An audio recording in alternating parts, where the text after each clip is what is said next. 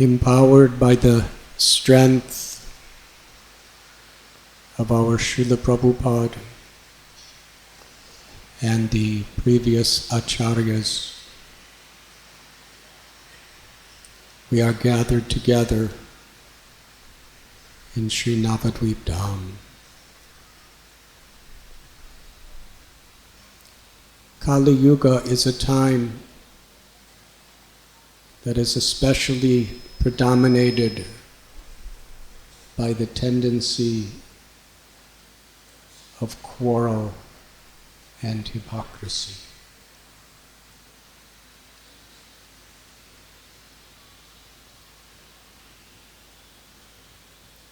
Quarrel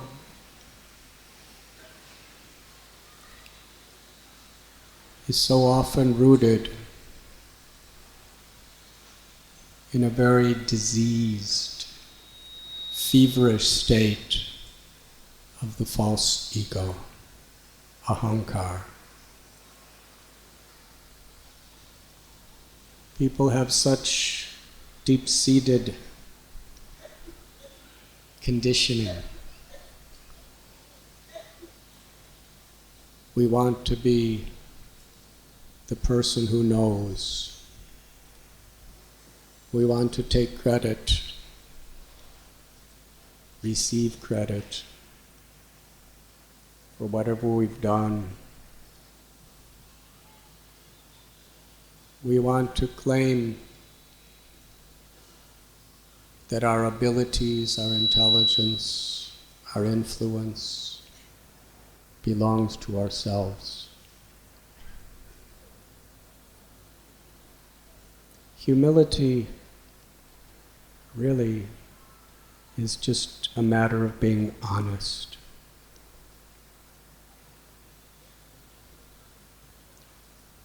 Krishna is providing the sunshine, the air, the water, the food grains, all the elements that compose our body, our brain, all the resources of creation are Krishna's property. To simply recognize that nothing is mine, everything belongs to God. Whatever I may have is entrusted to me to utilize in harmony with the will of Krishna. To live in that state of consciousness, we call it seva. Unconditional service. If we want fame, if we want money, if we want all these material benefits from what we do, it's not really seva.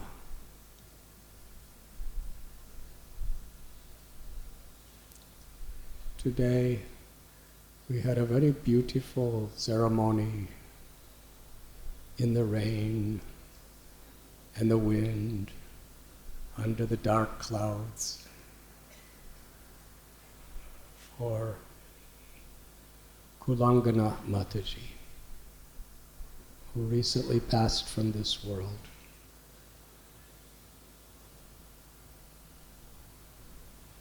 She was a devotee who she actually joined our movement. She was quite older than almost anyone else except for Srila Prabhupada. She was from Eastern Europe.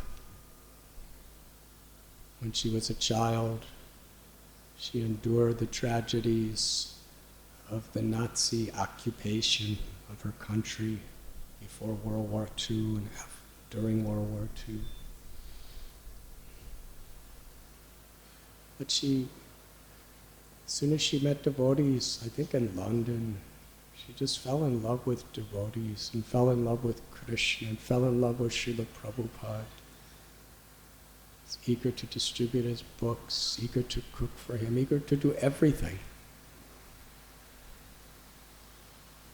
She was grateful, deeply grateful for the opportunity to serve. She was very realistic. She had a clear experience in her life, to some extent, of the miseries of material existence brought about by ego and greed. She saw it. And she saw in Srila Prabhupada, in the teachings of Sri Chaitanya Mahaprabhu, this principle of seva, that we are the eternal soul, and the only thing that can satisfy the soul is to feel Krishna, or God's love, and to reciprocate with our love. And that reciprocation is expressed in service.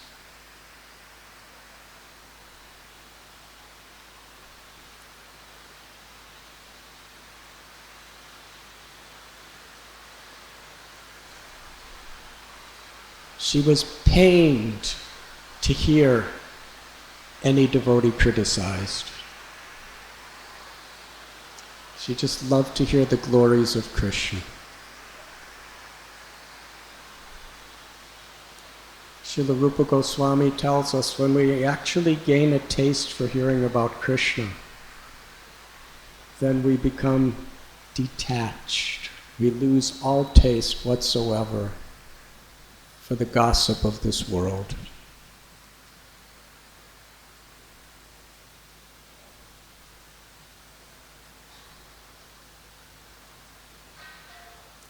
I was just told by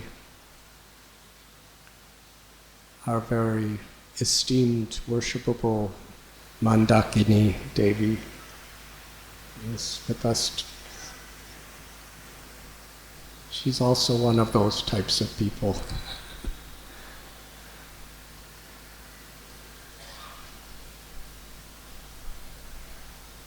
She's always blissful. Whatever happens in this world, because she's always in a spirit of sharanagati, surrender. She told me when Kalangana was in her last days, before she passed from this world, she appeared to be in an unconscious state. This is just a day or so before she left. And a doctor was trying to understand what her condition was, because she wasn't responding to anyone. And Mandakini Devi told me the doctor slapped her in the face.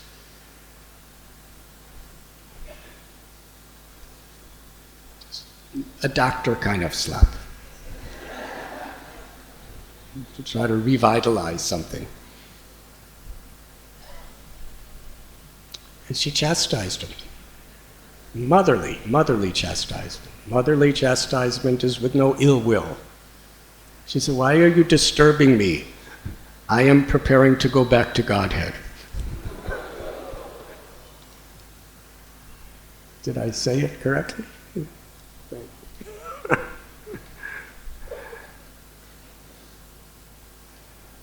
So while we were at this ceremony, Pankajangri Prabhu, Jananivas Prabhu, Kavi Chandra Maharaj, Mandakini Devi, Nartaki Devi, so many wonderful devotees were there.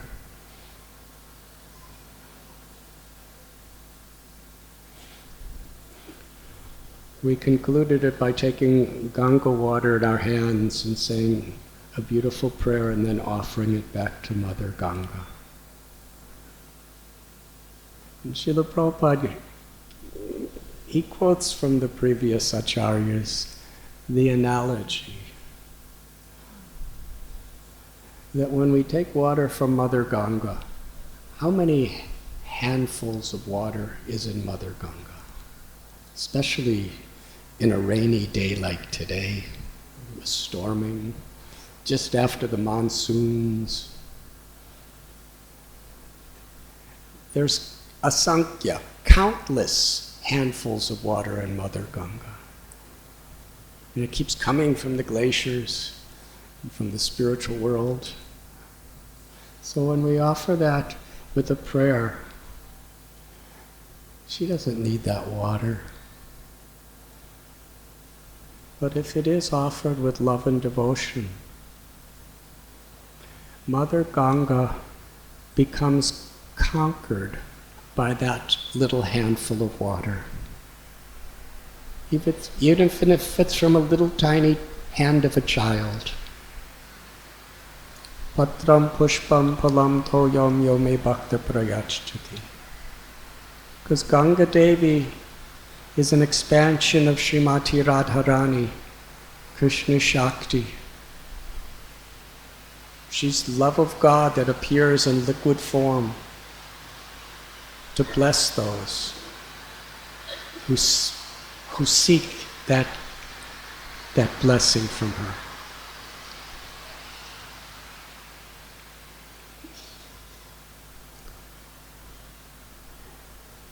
If we are thinking, Ganga, if I don't offer you this palmful of water, you are miserably going to dry up. We're an illusion. And similarly, whatever we speak, whatever we do, whatever influence we have over other people, if we are thinking that I am the doer, we are just as foolish. Because whatever we have is coming from Krishna's grace. Everything. Our very existence. Mamaivam so jiva loke jiva bhuta sanatana. The soul is eternally part and parcel of Krishna. Jivera swarupoi krishnera nityadas. We are eternally servants of Krishna. Nityo nityanam chaitanas chaitananam eko bahunam yo vidadati kaman. There is one supreme eternal who is Bhagavan, Vibhu. And then there are limitless little eternals, the Vibhinamsa, the Jiva. And all of those Jivas are forever subordinate to and dependent on the one supreme eternal. Janmadyasya yataha. Krishna tells in Gita, Sarva Karana Karanam, I am the cause of all causes.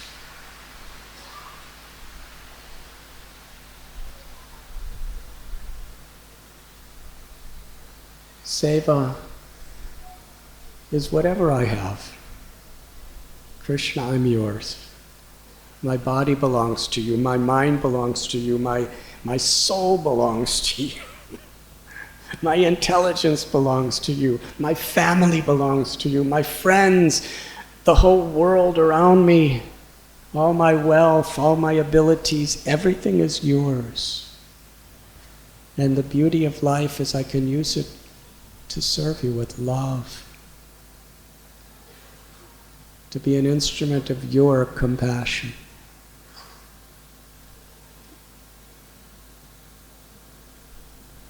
In Kali Yuga, people are so disconnected from that. I want wealth. It is mine. I am physically stronger than you. Our militaries are stronger than yours.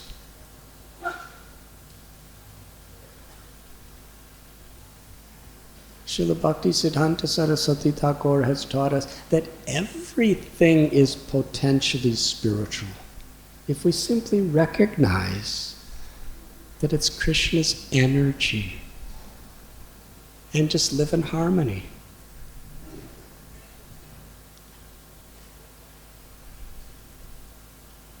Janasya moho yamaham memeti. But when we think in terms of I and mine and you and yours,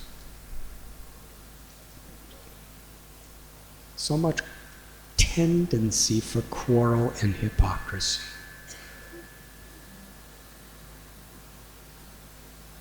Envy. We're envious of someone who has something more. Depression, where we just can't deal with our inadequacies.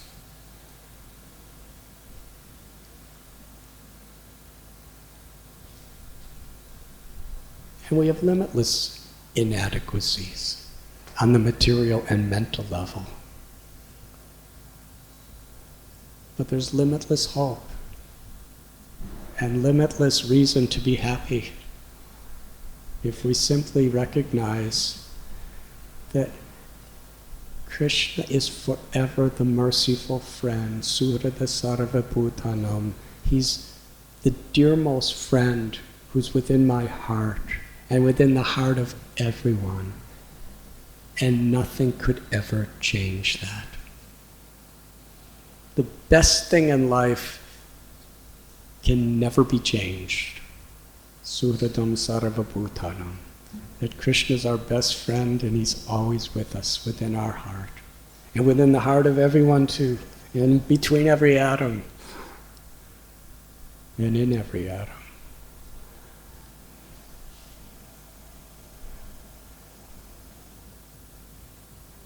If we find Sharanagati, if we find shelter in that truth, then all the changes of material existence, we deal with them responsibly.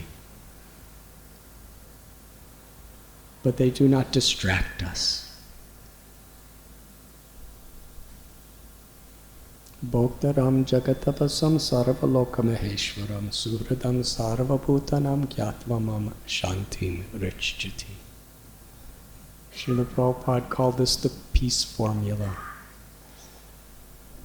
It's the only way to individually experience true peace, and the only way to actually appreciate peace in our families, in our society, in the world. To simply recognize Krishna is Sarvaloka Maheshwaram, the proprietor of everything.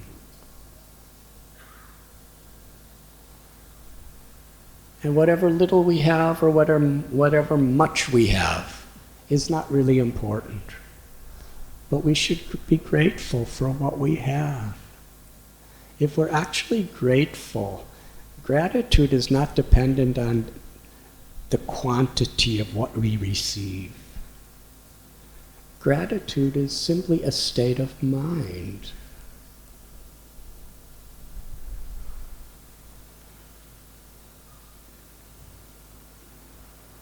Any little thing we receive from God, we could be grateful. Any little thing that we receive from another person that can help us come closer to Krishna, we're grateful.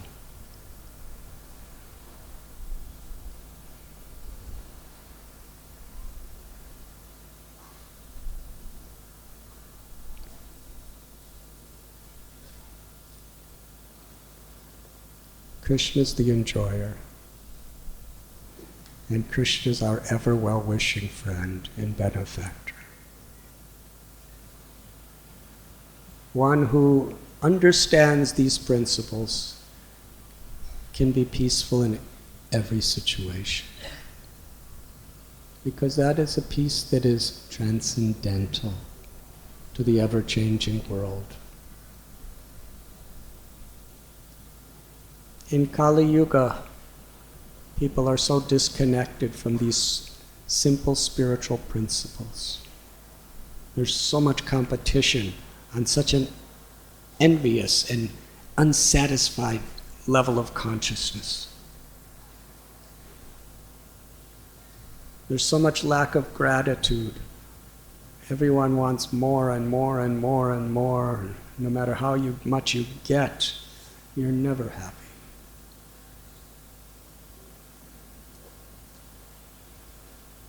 So therefore, so much quarrel and hypocrisy.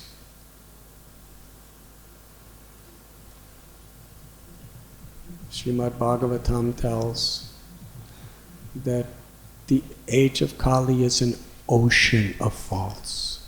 Kalerdosanine Rajan. But there's one blessing. Simply by chanting Krishna's name in this age of Kali, one can attain the perfection of liberation.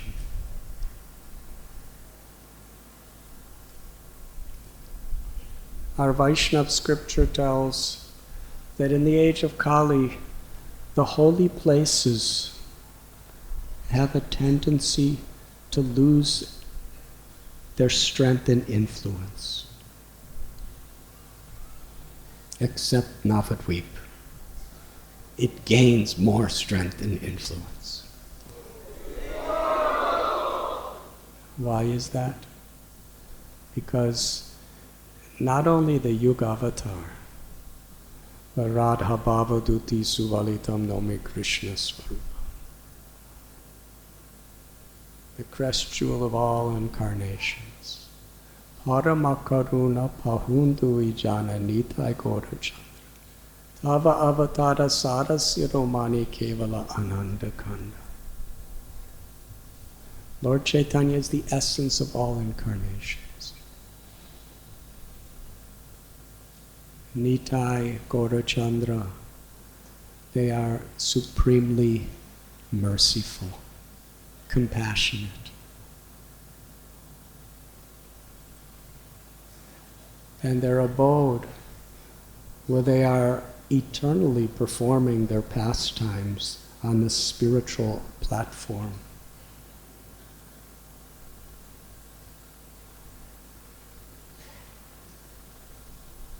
Has maximum powers in this age of Kali.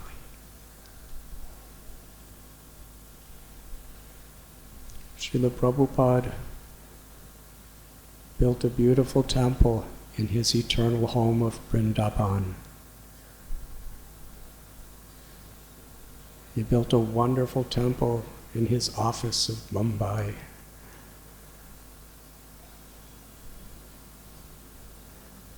And he established temples all over the world. But Sri Mayapur Dham, he declared to be his international world headquarters. And it's very interesting. In places like New York and Los Angeles and London, he had nice facilities. In Mayapur, it was just a paddy field with a little straw hut. And in those days, Mayapur was quite secluded. He was living in a little straw hut. It's still there. It's actually renovated a lot since he's been there in those days. And that was his world headquarters, a straw hut. Because he had this vision of the power of the mercy of Lord Chaitanya and Lord Nityananda.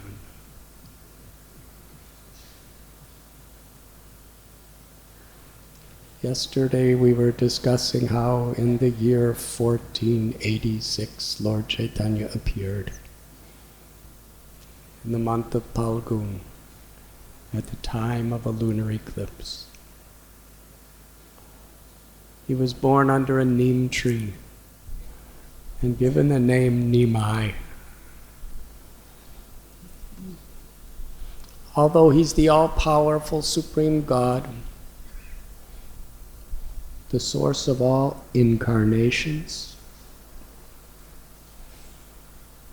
Brahmano hi pratishtaham, the source and the basis of the all-pervading Brahman, Brahma Jyoti. He's the origin of the Paramatma who's seated within the heart of every living being. by his mere will, the entire cosmic manifestation, the whole creation with his innumerable universes are created.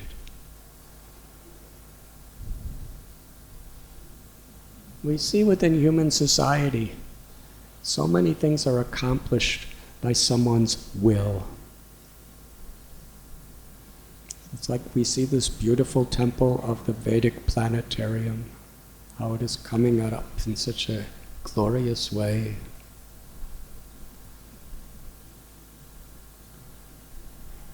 It was Srila Prabhupada's will.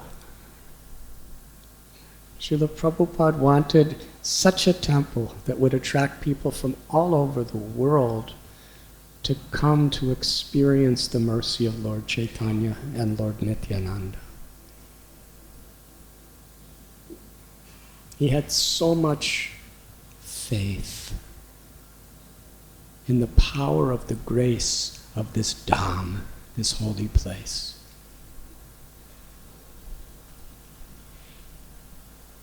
And the power of Mayapur Dham is realized and expanding through those devotees who are influenced by Lord Chaitanya's mercy and his teachings. It is expanded through sincere, surrendered devotees who are connected to the grace of the Dham and who come together with no envy in their hearts to sincerely chant the holy names.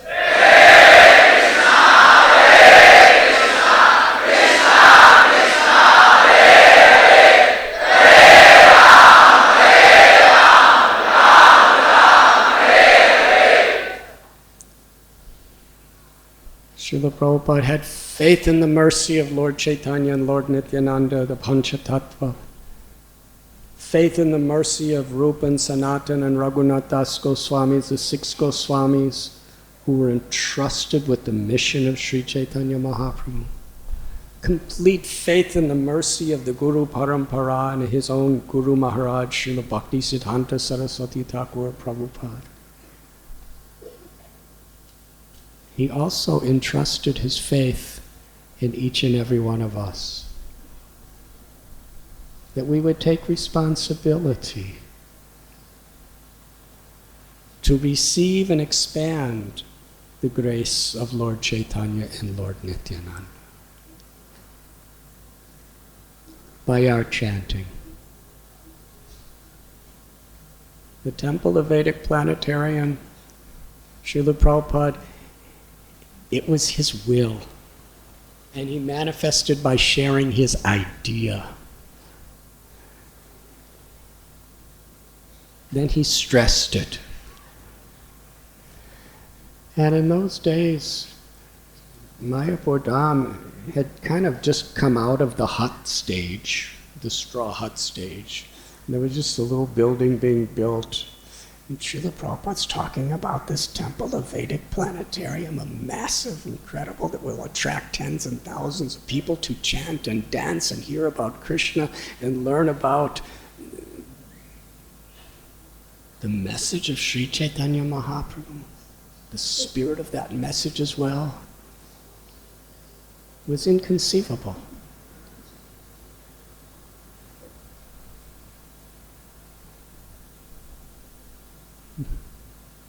But because some devotees, even if they didn't understand,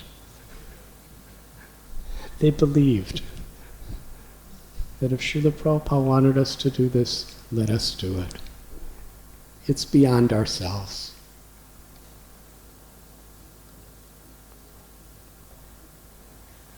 That's who Srila Prabhupada was.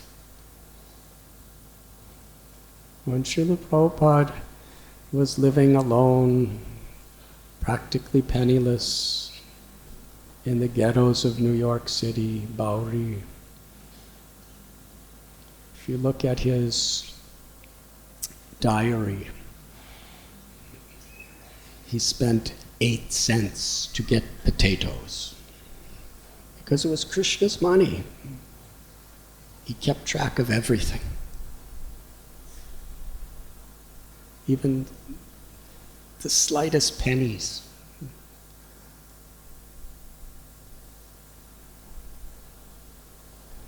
And when he came to 26 Second Avenue, by selling his books for over a year, he had just amount of money for 1 month rent. He spoke this in a lecture. He said after struggling for a whole year, he collected enough money that could pay 1 month rent. But 1 month is only 30 days. It took him over a year to get that much. How is he going to pay the next month's rent? He was not afraid. He just believed, Krishna, I'm surrendering to you. He used incredible practical intelligence, but it was built on the foundation of faith and surrender and compassion. And from that little risk he took in 1966, what is the International Society for Krishna Consciousness today? It's actually sprouted from the seed of that.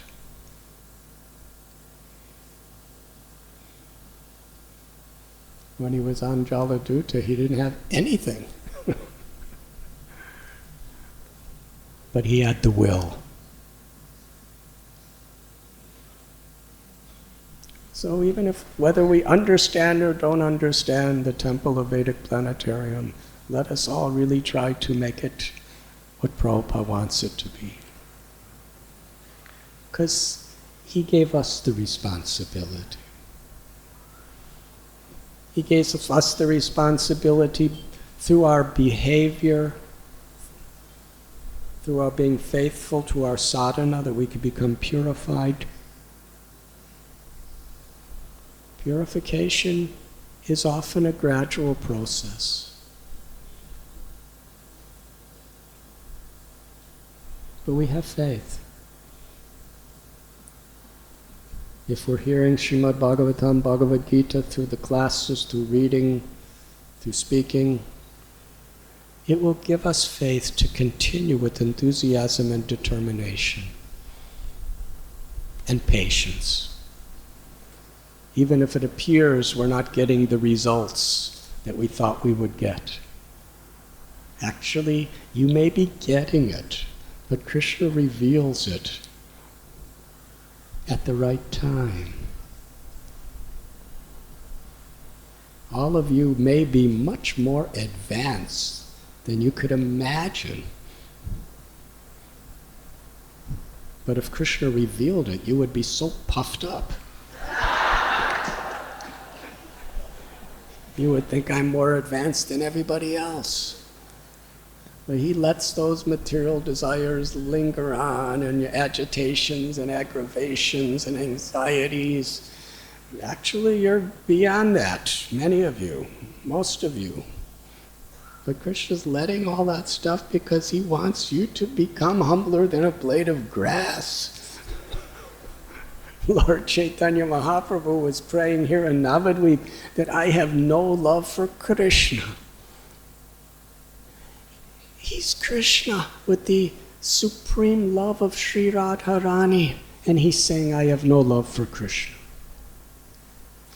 Krishna descends into this world because he wants to understand the glory of Radha's love.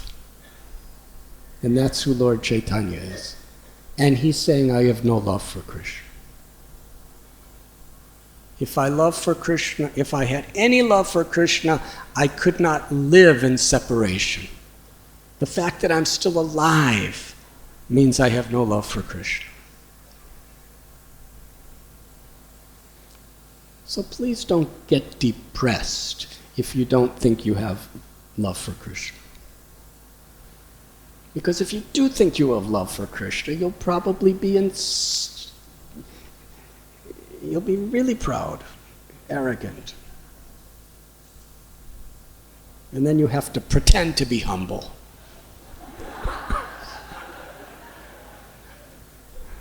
But humility is not pretending. Humility is just being honest. Bhakti Vinod Thakur, Narottam Das Thakur, Krishna Das Kaviraj Goswami, Vrindavan Das Thakur, Srila Prabhupada, all these great Vaishnavas, Rupa and Sanatan Goswami, they're all praying that they're the lowest of the low. Patita pavana hetu tava avatara mo samopatita prabhu na poibeyara. Narottam Das Thakur says, Lord Chaitanya, you have come to deliver the most fallen, patita pavana. So please be kind to me, because if you see and consider the whole world, the whole creation, you will not find anyone more fallen than me. So you descended for me. I'm so fallen. Krishnadas Kaviraj Goswami, he takes the dust of every devotee who's reading Sri Chaitanya Charitamrita, even the brand new devotees who are just coming to the path. He's a Paramhamsa, he's an Acharya. He's descended Kosturi Manjari from the spiritual world of Goloka, but he's thinking like this. If anyone, I'm more sinful than Jagai and Madhai. How many of us could honestly say that?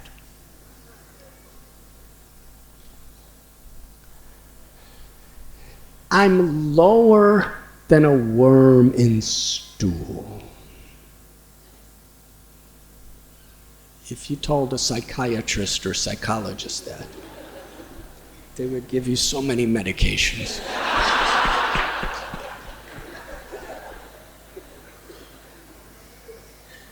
If anyone hears my name, they lose their piety. And if they speak my name, they become sinful.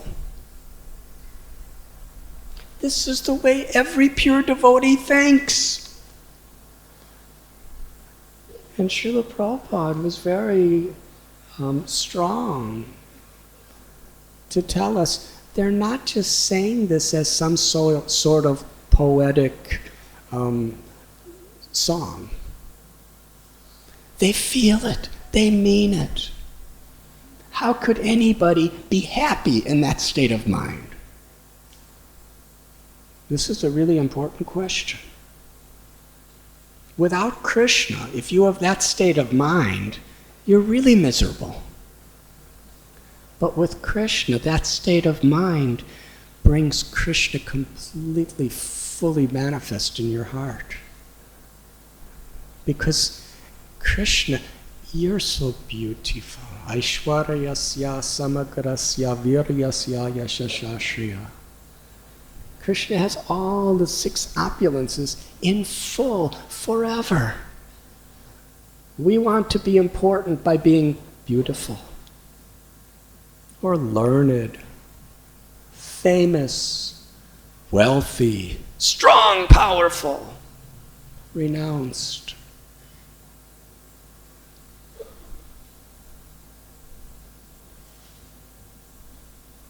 People, their whole life, they're struggling to get these opulences. But to the degree we're really humble, we can appreciate Krishna's beauty, Krishna's knowledge, Krishna's fame, his strength, his renunciation, his wealth.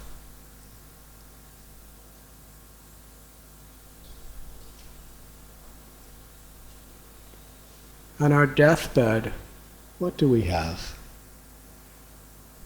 Whatever little we have, we're about to lose. And most of it's already gone anyway, because we can't access it. But when we remember Krishna, yam yam vapi smaran bhavam tyajatyante kalevaram, when we remember Krishna, we have all knowledge, all beauty, all strength, all wealth. We have Krishna.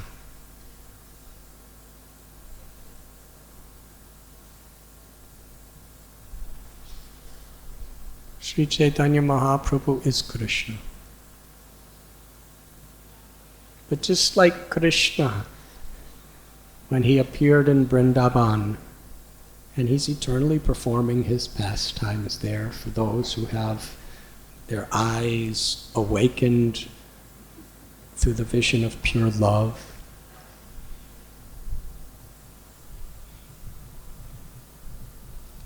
To Nanda and Yashoda, he was simply their child. To the Gopas, he was the best friend. To the Gopis, he was the most inconceivable, lovable object, lovable personality, whose love, his love for them and their love for him, was infinitely greater than anything. So when Sri Chaitanya Mahaprabhu was just a little child, Nimai, Jagannath Mishra, Sachi Devi, they loved him as their own child. Nimai as a little child. It's his will to experience the ecstatic love of being a child, completely, selflessly loved by his mother and father. It's his will to be loved like that. Because we're all part and parcel of Krishna. We're all made in the image of Krishna. How many of you would just like to be the master of everyone and have no other relationship? If that's the way you are, please don't raise your hand.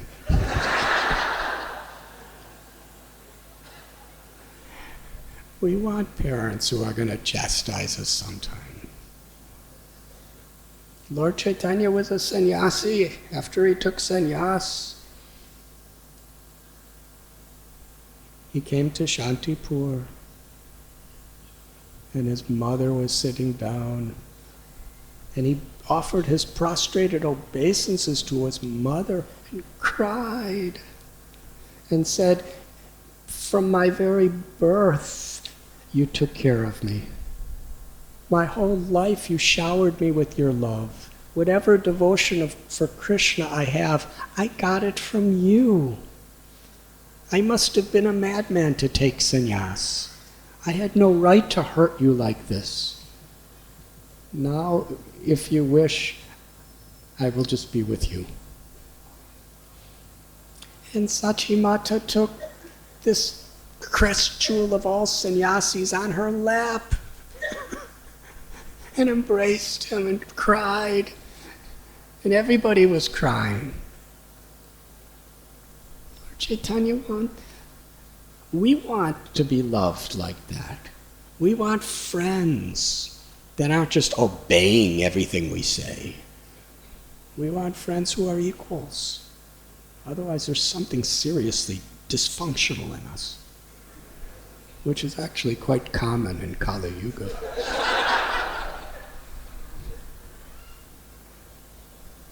So Lord Chaitanya wants his parents to chastise him, to worry about him, because there's a sweet mellow of that Vatsalya love that's so special.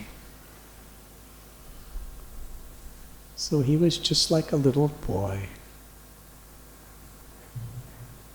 And perhaps when he was about 2, 3 years old, one day,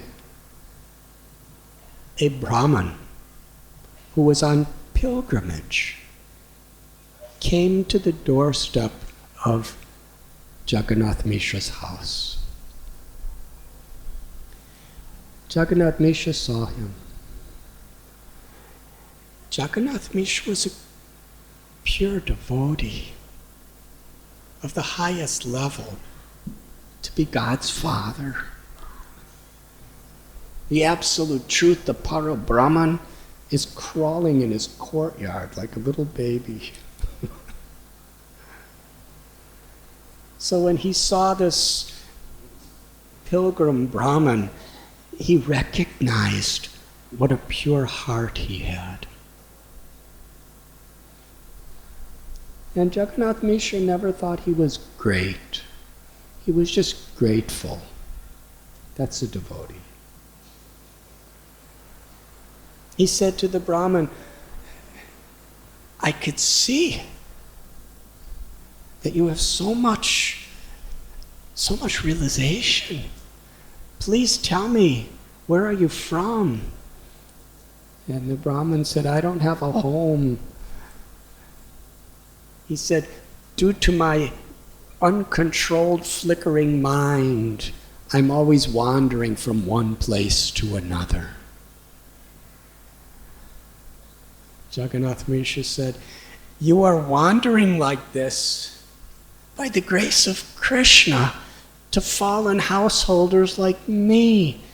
When you come to our houses, you enlighten us with knowledge, you give us blessings by your words, by your example, by your prayers. This Brahmin was very special. He just traveled around the country.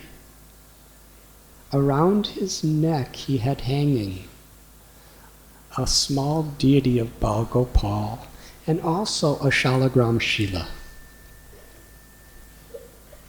He was a great devotee of Bal Gopal, Krishna as a little child. Constantly he was singing Krishna's names. Constantly he was reciting his 6-syllable Gopal mantra. And he never ate anything that he didn't personally prepare and offer to Bal Gopal and Shalagram. In this exchange, which is just a few verses, we can understand the spirit of Vaishnavism.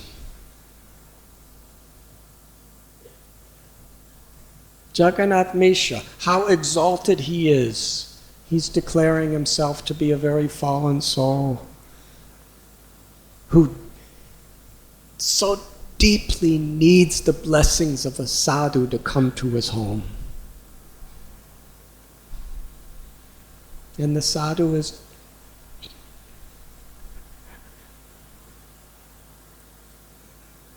in such a humble state of mind.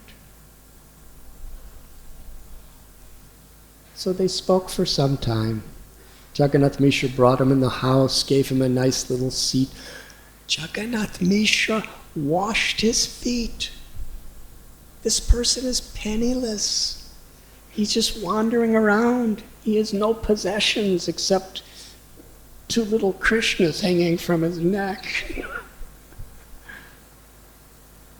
He's not presenting himself as with any importance whatsoever. He's just coming as a beggar. But the Father of God is washing his feet and asking for blessings. Jagannath Mishra said, please, my home is yours. Let us prepare a wonderful meal for you to offer to Bal Gopal. We will clean the kitchen. We will give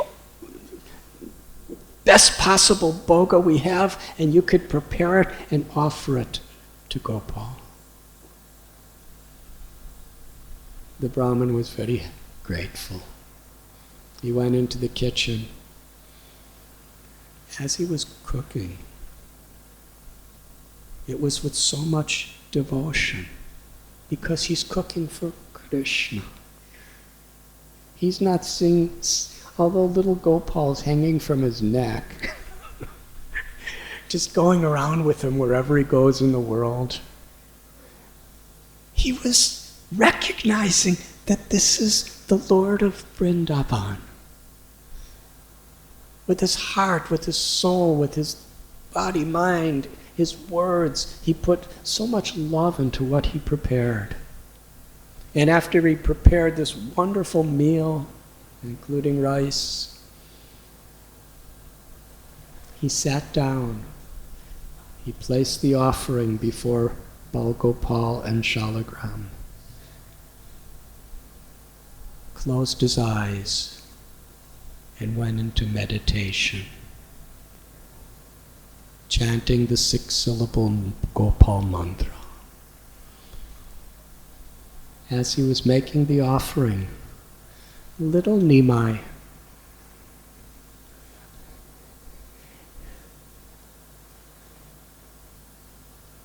quietly came up to the plate of the offering.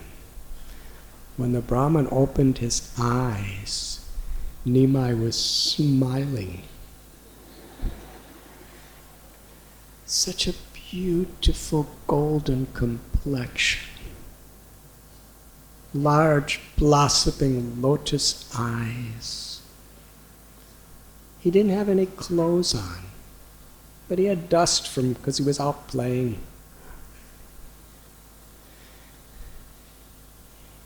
He was taking one handful of the rice after another and eating it. The Brahman saw little Nimai had already, while he was closing his eyes, doing his meditation, Nimai was eating the offering. He opened his eyes and Nimai was chewing on the food, putting another handful in his mouth, smiling, and this had never happened to this Brahman before. He was totally shocked. He cried out, "Hi, hi!" Which is translated as, "Alas, alas." This child has spoiled my offering. He's eating the food that's meant for Krishna. When that happened, Jagannath Mishra, who was so deeply intent to please this Brahman, his heart was shattered. What has happened? In my house, this Brahman has been offended like this?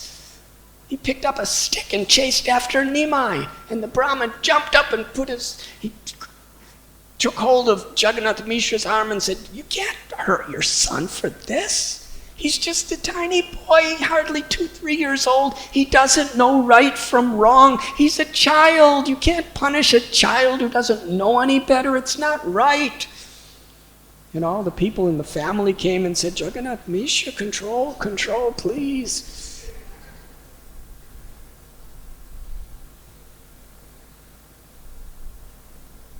Jagannath Mishra, he sat down with his head in his hands in so much distress.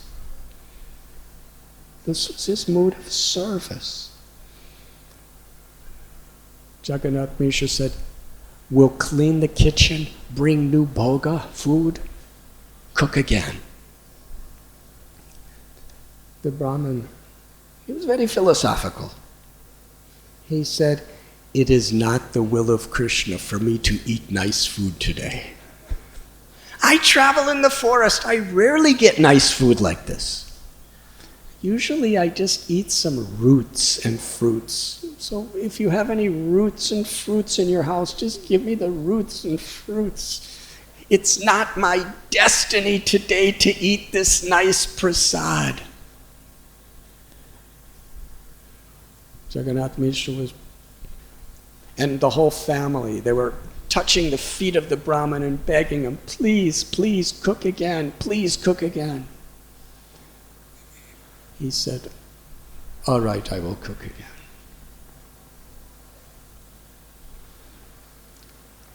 So he went back in the kitchen.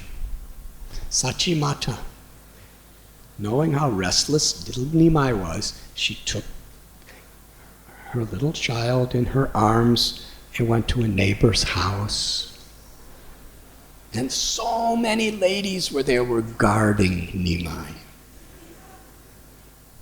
They were passing him around from one lap to another, not letting him go, and talking. One said, "Nimai, you don't even know who this Brahmin is. Nobody knows who he is. How could you just be eating from somebody who you don't even know him? You could lose the status of your highly esteemed Brahminical class. Your family." And Nimai, he smiled, and he simply spoke the truth, but nobody could understand what he was talking about. He said, "Why do you put fault on me? I'm just a cowherd boy, and cowherd boys like to eat food cooked by Brahmins." And he laughed, and everyone laughed. They were thinking, "Oh, Nimai's so tricky and intelligent." And they were passing him around, and they were joking with him and singing songs for him. And meanwhile, the Brahmin, a few houses away, he had just finished his cooking. He arranged the plate of bhoga, placed it before Bal Gopal, sat down, offered his mantra, and meditated. Just at that time, little Nimai, surrounded by so many ladies who were guarding him, just by his smiling, his glancing, his dancing, his talking, he totally bewildered everyone, and everyone thought he was with one of the others, and he slipped away. The Brahmin opened his eyes, and there was Nimai putting one handful of rice in his mouth after another and smiling. Hi! This child has spoiled my offering again. Jagannath Mishra picked up a stick, chased after Nimai. This time Nimai jumped up and ran away. He ran into a room, and all the family caught Jagannath Mishra. Same thing.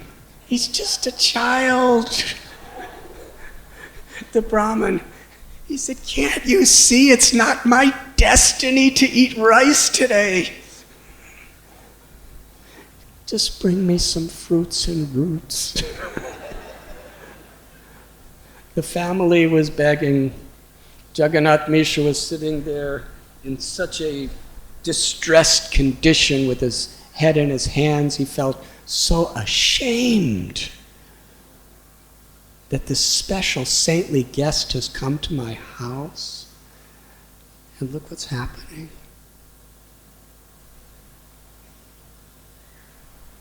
The Brahmin said, "It's already late.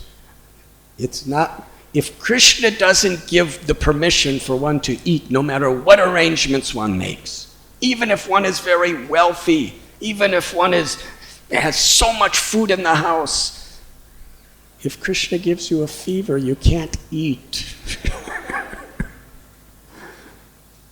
So everything is dependent on Krishna's mercy. Krishna doesn't want me to eat this nice food today. He was adamant. At that moment, Nimai's elder brother, Vishwarup, entered the room. He was several years older than Nimai. He was an expansion of Nityananda Prabhu, Balaram. So beautiful. But unlike Nimai, he was totally well-behaved, respectful, good manners, predictable. And he was a great scholar even at his childhood of the Vedic literatures. But he understood every word of every verse of every scripture in its essence, in the spirit of pure devotional service, bhakti, prema bhakti. He couldn't appreciate anything except prema bhakti, pure love. When Vishwarup came into the room, he was effulgent. The pilgrim Brahmin looked at him. Vishwarup offered his obeisances at the feet of the Brahmin. The Brahmin said, "Whose son is this?" The family said, "He is the son of Jagannath Mishra and Sachi Devi." The Brahmin said, "How fortunate and blessed are the parents of this boy." Vishwarup stood up with folded hands, with such gracious manners, and so sincerely from his heart. This is Balaram. This is the source of Narayan in Vaikuntha, the source of the Purusha avatars, Mahavishnu, Garbhodakshayi Vishnu, and the Paramatma in the heart.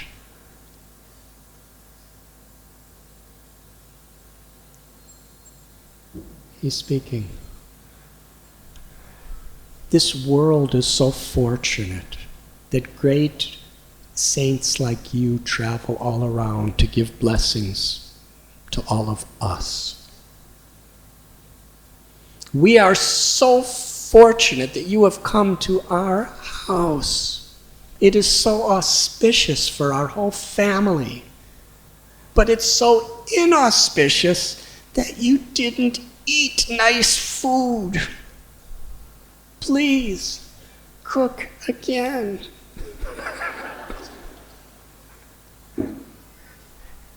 He said, "I already cooked twice. Can't you see? Don't you understand? Krishna doesn't want me to eat nice food. Bring some roots or fruits."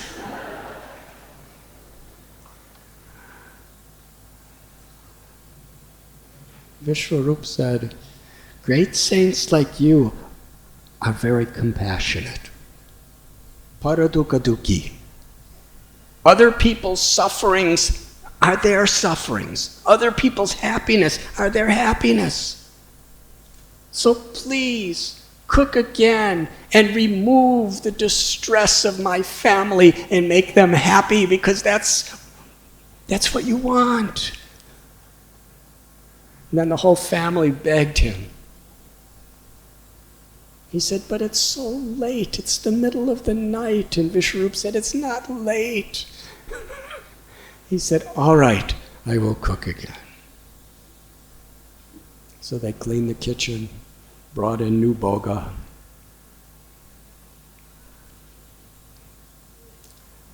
Nimai was in a room. And the ladies came out of the room and said, "Nimai is fast asleep. But still, we will close the door and lock it." Jagannath Mishra said, "Yes." Jagannath Mishra personally closed the door and latched it so no one could get in and out.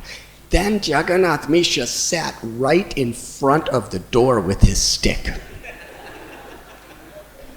He was serious.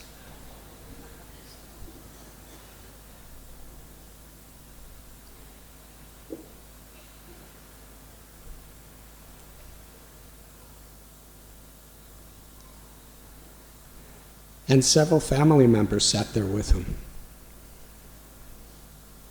The Brahmin cooked, made the plate, presented it to Bal Gopal.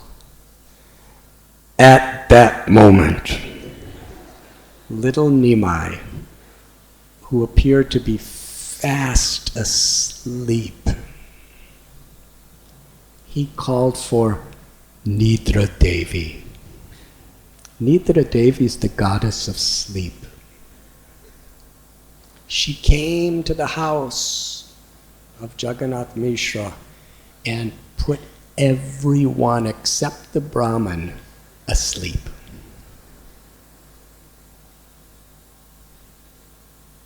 Fast asleep.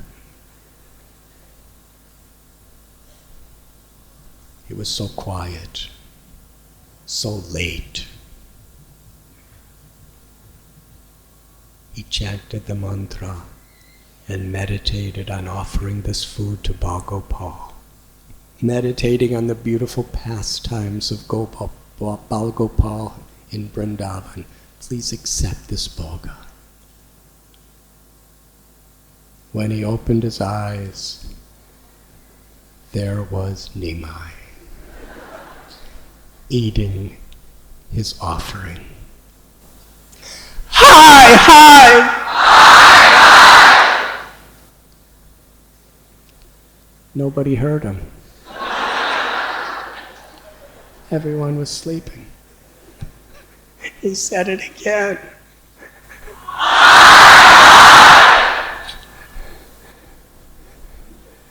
Nimai was just gazing upon him so mercifully.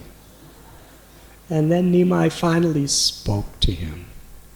He said, "My dear Brahman, you have called me, and I have come. You have invited me, and I am here. What is my fault?"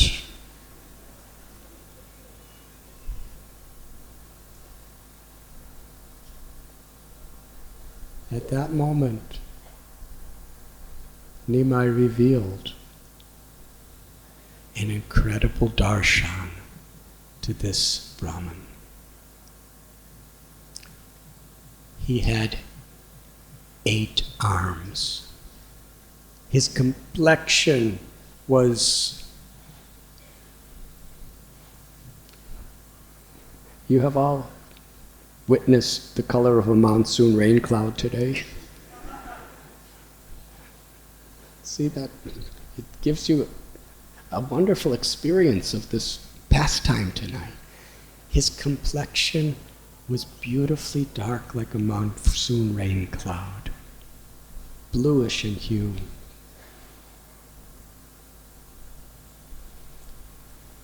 His 8 arms, 4 of them held the conch shell, the Sudarshan chakra, lotus flower and club, the symbols of Vishnu. In one hand was a pot of butter, and the other hand was taking butter from the pot and eating it. And in the other 2 hands, Krishna was playing his flute. Now, most of us, we can't play a flute and eat butter at the same time. But Krishna can do anything and everything. That's why he's Krishna. Achintya Shakti. In such a sweet way. Achintya Shakti means inconceivable potencies. How can Krishna create this entire cosmic manifestation? How can Krishna put a gigantic banyan tree or redwood tree in a little seed this big? How could Krishna have put you as a little seed, not even that big? You need a microscope to see the seed, and it's kind of a slimy little seed, and yet you're inside of that seed, and now here you are with eyes and ears and legs and tongue and everything else, and thinking and building empires. Krishna's inconceivable. How could Krishna be simultaneously in the heart of every living being And he's the same one person. And he hears and sees everything. That same Krishna can play sweet, beautiful melodies on his flute while at the same time be eating butter.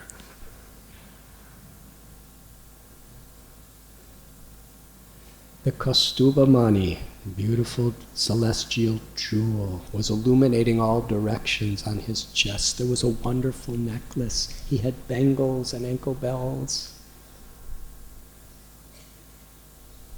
His eyes, so beautiful, gazing upon him like fully blossomed lotus petals.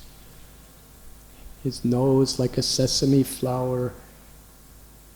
His lips, which were smiling, literally illuminated the whole room. They were red color like the bimba fruit.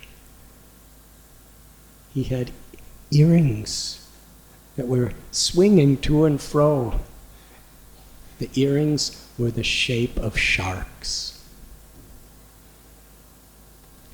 His lovely hair that circled his moon-like face. It was decorated with a garland of fresh gunja berries and a peacock feather.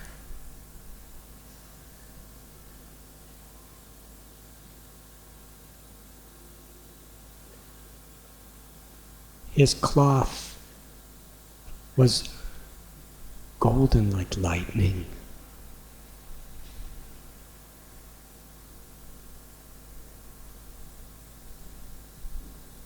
The Brahmin saw exactly what he meditated on. The forest of Vrindavan. There was kadamba trees, the river Yamuna flowing, sweet birds singing, and numerous gopis and gopas surrounding Krishna. This was not a vision. Little Nimai actually manifested Vrindavan in this most incredible way to the eyes of the pilgrim. Seeing this, it was an ecstasy that was beyond his capacity. He fell to the ground unconscious. Nimai touched him with his hand, and the current of ecstatic love and grace that entered his body, being touched by God, by Bhagavan Sri Krishna, it just thrilled him and he woke up again.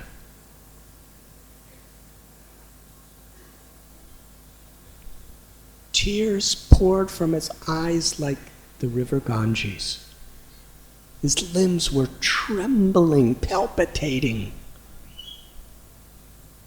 His hairs were standing on end as he was gazing upon this beautiful, incredibly merciful darshan of the Lord. Nimai spoke to him. He said, "You are my eternal servant. You have forgotten, but I remember. Birth after birth, you are a penniless Brahmin, and I show you the same form. You don't remember. But in a previous birth, you were begging, and you came to the house of Nanda Maharaj in Gokul Mahaban of Vrindavan. And there, you cooked and chanted your Gopal mantra, and I revealed the same form to you at that time." He said, "When you call me with so much love, it's impossible for me not to come. I'm conquered by the love of my devotee. Do not tell anyone what you have seen. If you do, you will not live. Now I am going to disclose to you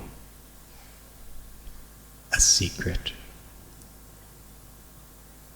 I have incarnated into this world to inaugurate the Sankirtan movement. I shall inspire the chanting of the holy names throughout the entire world. The ecstatic love that I'm giving through this Harinam Sankirtan movement, even Lord Brahma and the demigods are yearning to achieve. But I will bring it house to house, door to door, and give it freely.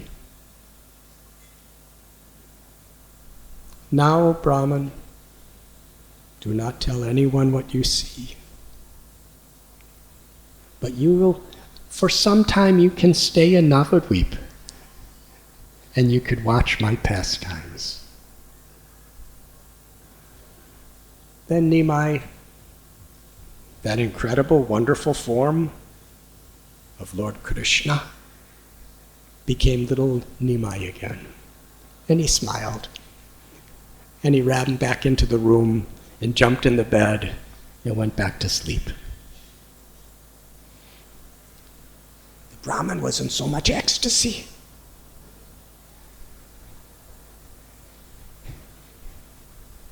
What was this Mahaprasad? He took the Mahaprasad and he started eating it.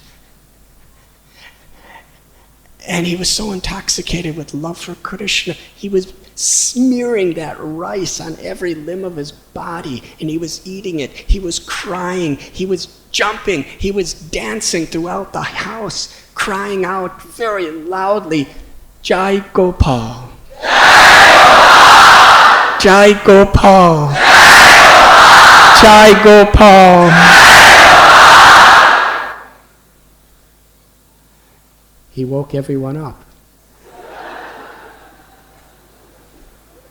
Nobody knew that they had just been sleeping. That's the way Nidra Devi puts people to sleep. They don't even know they're sleeping. All of a sudden they hear Jai Gopal thundering throughout the house, and they hear somebody's dancing all over the place, and they all came running. And when he saw them come, he sat down and he started cleaning his body from all the rice that he put on it. And he was eating, because he wasn't allowed to tell anyone. And when they saw him eating the offering, everyone was so peaceful and so happy. He was saying, yes, I am eating nicely. So much his heart was yearning to tell them, you will be liberated if only you know that Lord Krishna, the Supreme Personality of Godhead, the absolute truth, the source of all incarnations, the ultimate lover and the ultimate beloved, the son of Nanda and Yashoda, the beloved of Sri Radha, is living in your house, and you do not even know. You're just thinking I'm a little boy. You're showing him stick to make him afraid. Jagannath Mishra never hit him, but they would just show the stick. But I can't tell them, because it's not the will of the Lord. That Brahmin did not leave Navadvip. He would go to different places throughout Navadvip. He understood it's the spiritual world. And every day he would come to the house of Nimai and very quietly observe the pastimes of his most supreme beloved Bal Gopal, who is now Gaur Hari.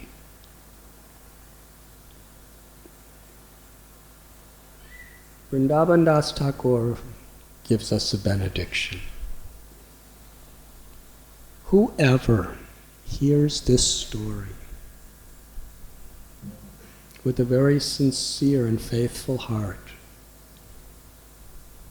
will for sure meet Krishna. He doesn't say when.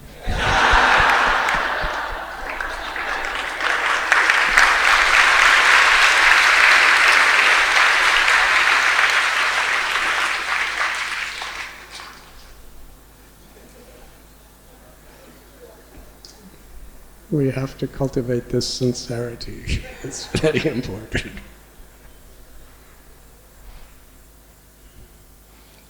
Nimai was so restless. Little child, 2, 3 years old, on the lap of his mother. He'd see a bird flying in the sky. He'd tell his mother, "Please give me that bird." What is Sachimata going to do? She said, "Nimai, I can't give you that bird. He's flying way, way high in the sky." Nimai said, "I want that bird now." And Sachimata's, she was helpless. And Nimai would cry and cry and cry, and he'd get on the ground and beat his hands against the ground and cry. And the only thing that could appease him is when all the ladies would gather around him to chant Krishna's names.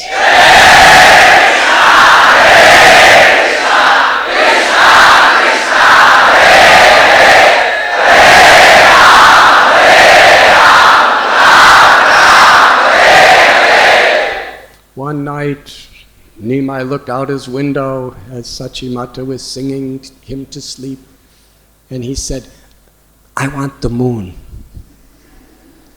Please give me the moon, bring it in my room."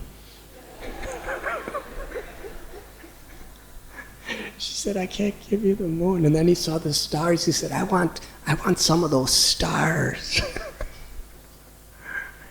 And when she couldn't give it, he would cry, and everyone would come to his house to chant the holy names.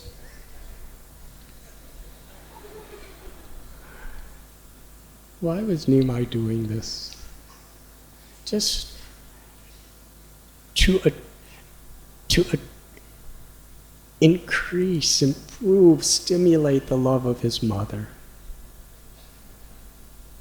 And also to establish such beautiful, sweet pastimes that we could hear it. It's October 22nd, is that it? 2017. Krishna knows everything past, present, and future.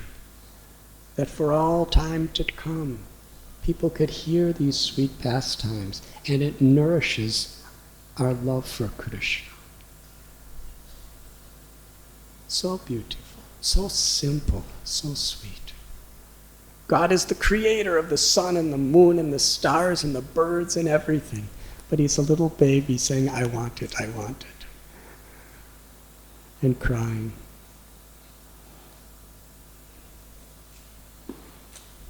One time,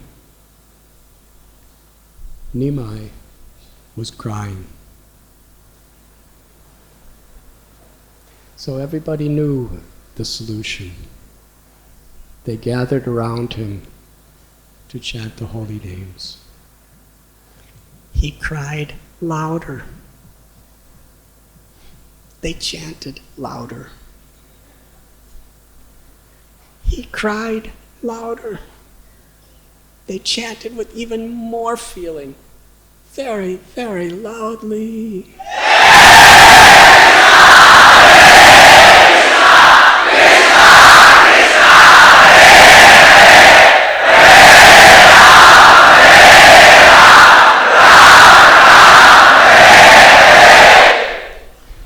Nimai kept crying. This never happened before. They asked Nimai, "We're chanting, we're dancing. Why do you keep crying? What do you want? We'll get you anything in the world. What do you want?" Nimai said, The only thing that will cure me from my unhappiness is some miles away, in, I believe it's Godram Dweep, lives two Brahmins, Hiranya and Jagadish. Today is Ekadasi, and they are fasting throughout the day, but they prepared a wonderful feast for Lord Vishnu. Bring that feast for me to eat. Sachi Mata said, this is impossible. How could we do that? That's food that's offered to Vishnu on Ekadasi. How can you eat? Nimai said, bring it. Nothing else will satisfy me. So all the other relatives, they said, we will bring it. Because Jagadish and Hiranya were very best friends of Jagannath Mishra. They went all the way to the house and told Jagadish and Hiranya what had happened. When these two devotees heard this, they were thrilled. They said, this boy is so intelligent. How could he have possibly known? On this particular Ekadasi, we don't do this. We just did it today. We made an incredibly wonderful offering to Lord Vishnu today. How did this little child know? Yes, we will bring it immediately. And they packed it and brought it to the house of Jagannath Mishra Sachi Devi at the Yoga Pit.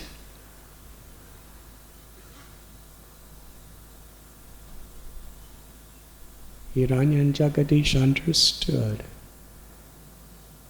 that our Gopal is performing his pastimes in Nimai and through Nimai. This child is Narayan himself. They brought the offerings and said, Nimai, please enjoy. And Nimai was very happy. He was taking little bit of each preparation. And as he was taking little bits of each preparation, everyone around was so happy. Their arms were raised. They were dancing and chanting.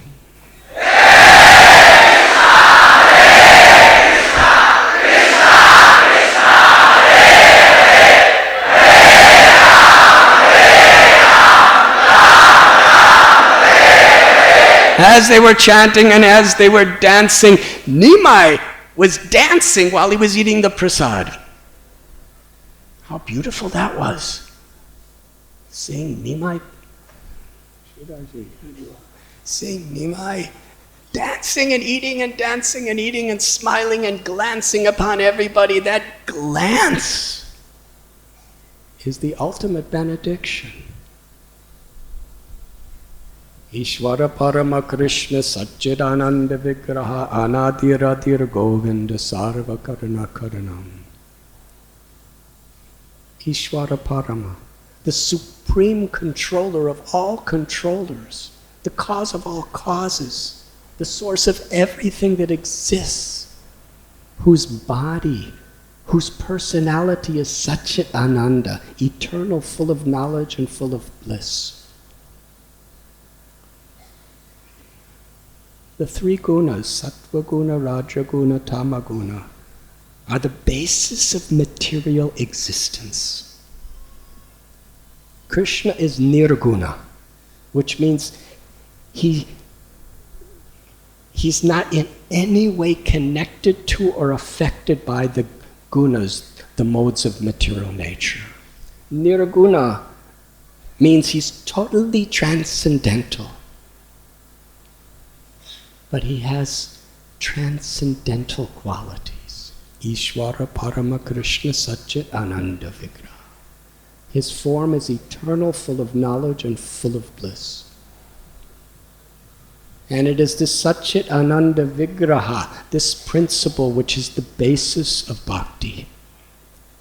Because in the spiritual world beyond the Brahmajyoti, beyond liberation, is where Nitya Lila, Nitya Dham, the Lord's eternal pastimes in his eternal abode are forever taking place.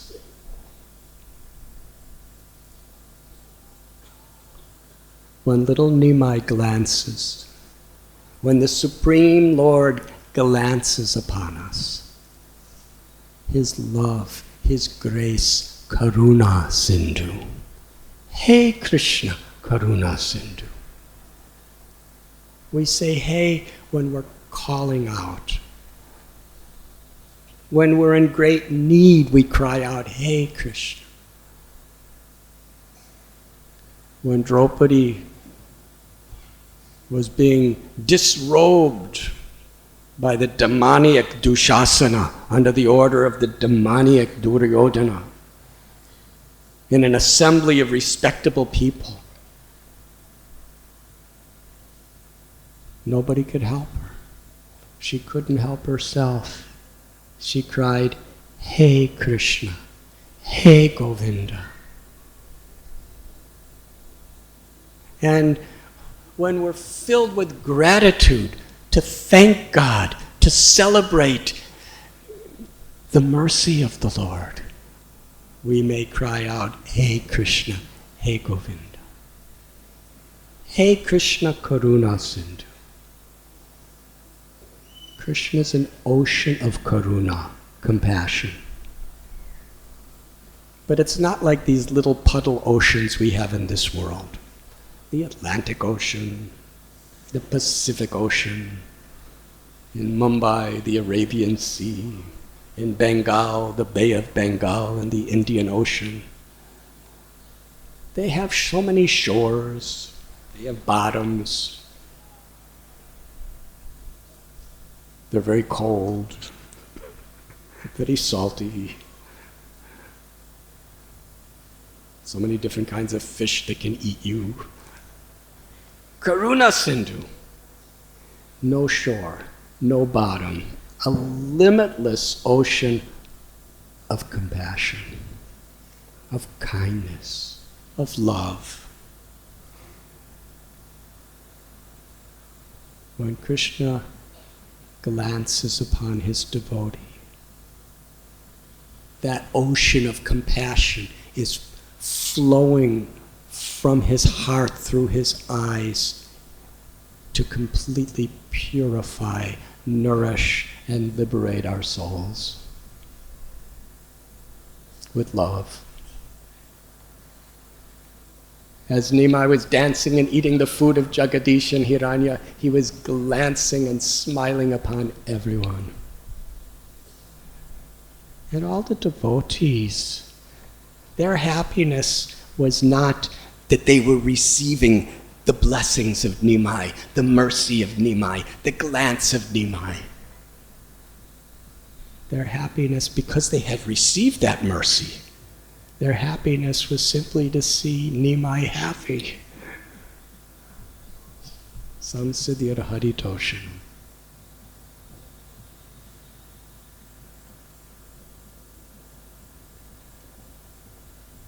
One day, and now Nimai's just 2-3 years old, going on 4 perhaps. One day he was playing with his friends, and they came upon, according to Lochan Das Thakur, 2 or 4 little newborn puppies.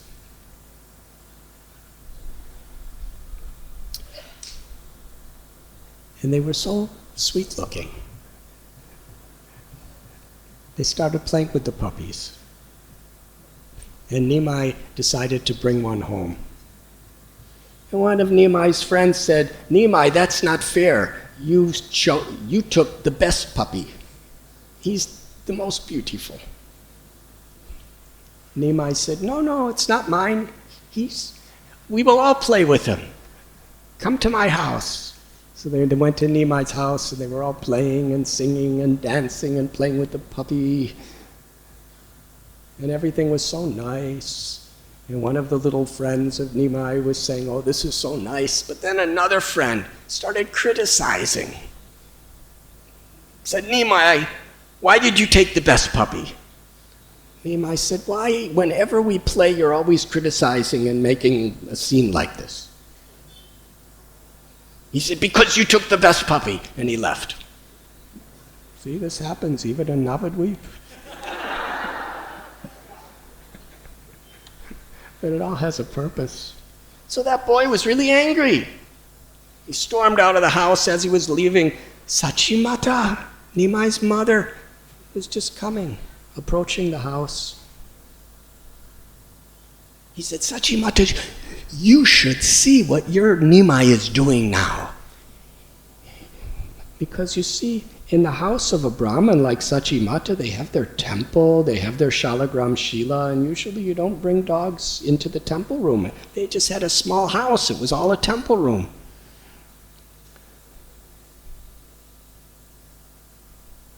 He said, Nimai has a dog in the house, and he's playing him, and he's putting him on his face and on his head and everything like that. It's really disgusting. You should just go and see for yourself. Lucky that boy didn't have internet.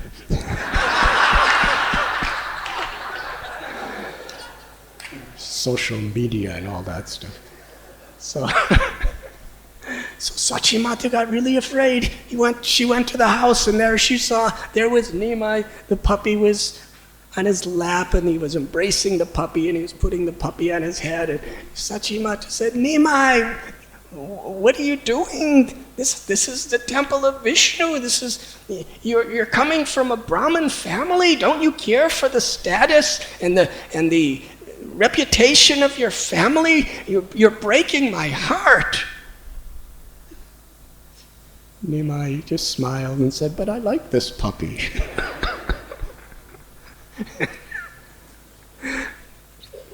Very good argument.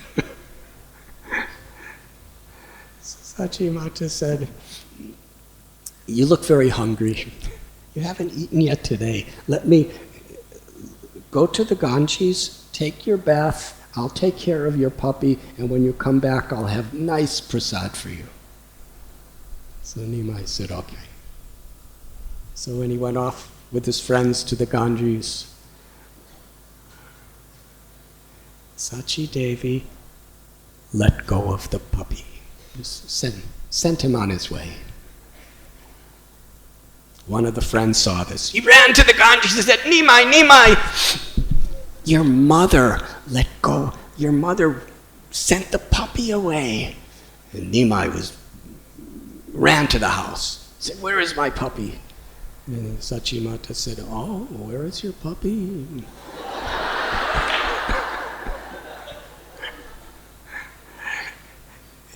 She's a mother. So she said, your puppy must have went to look for his mother.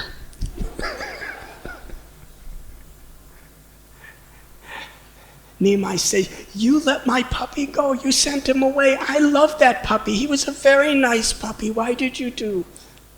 And Sachimata said, we'll look for the puppy, but now please eat this nice sandesh and rasgullas and prasad. So Nimai took his prasad. Why are we telling this story? You are about to find out. That puppy went into the town of Navadvip. It's transformed. The puppy was dancing on his hind legs with his front paws up in the air, chanting Krishna's holy names. In ecstasy. The puppy was chanting and dancing. Tears were pouring from the little eyes of the puppy, and every hair on his body was standing erect in ecstasy, ananda. The little puppy's limbs were trembling. That puppy became a Paramhamsa, a fully liberated swan-like, ecstatic lover of Krishna. And not only that, but whoever saw that puppy became so completely overwhelmed. People from all around Navadvip was hearing about this puppy, and they all gathered around, and there the puppy was chanting loudly, crying out the names of Krishna.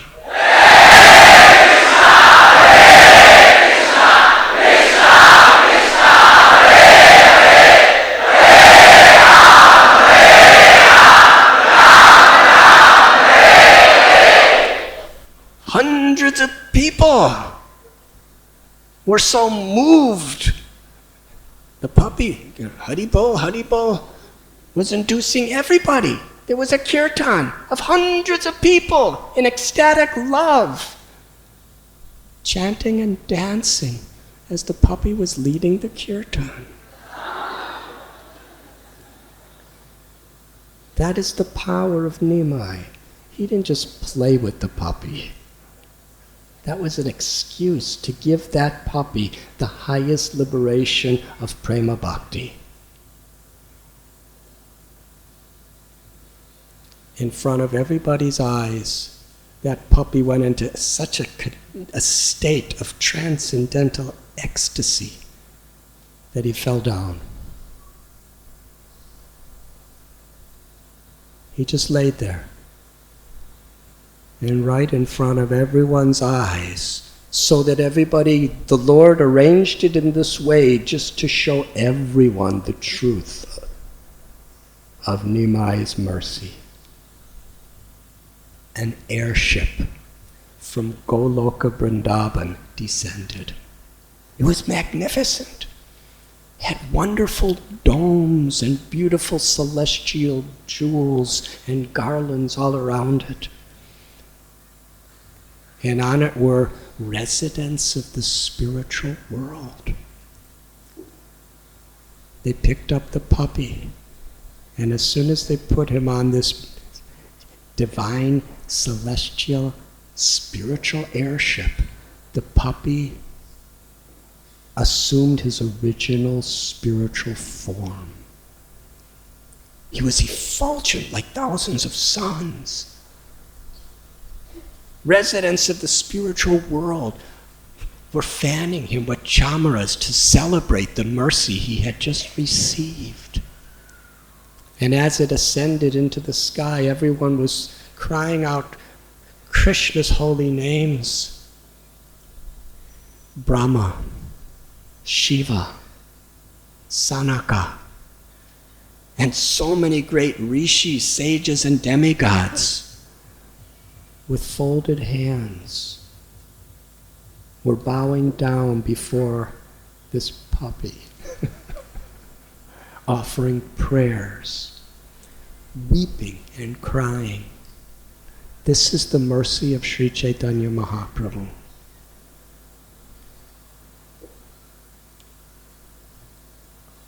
Dinahina yatachilo harinamudarilo tara sakshi jagai madhai. Jagai and Madhai, two very demoniac, cruel people, attained the perfection of life. Great Brahmins, Haridas Thakur, the lions, the tigers, the elephants, the snakes of Jharikanda. Millions and millions of common people, some educated, some uneducated. And here, even a simple little puppy dog who really didn't know anything about anything. But when he received the mercy of Nimai, Lord Gauranga, he received Premadan, the greatest wealth, the greatest treasure of ecstatic love for God. An elevation to the spiritual world to enter into Krishna's eternal pastimes.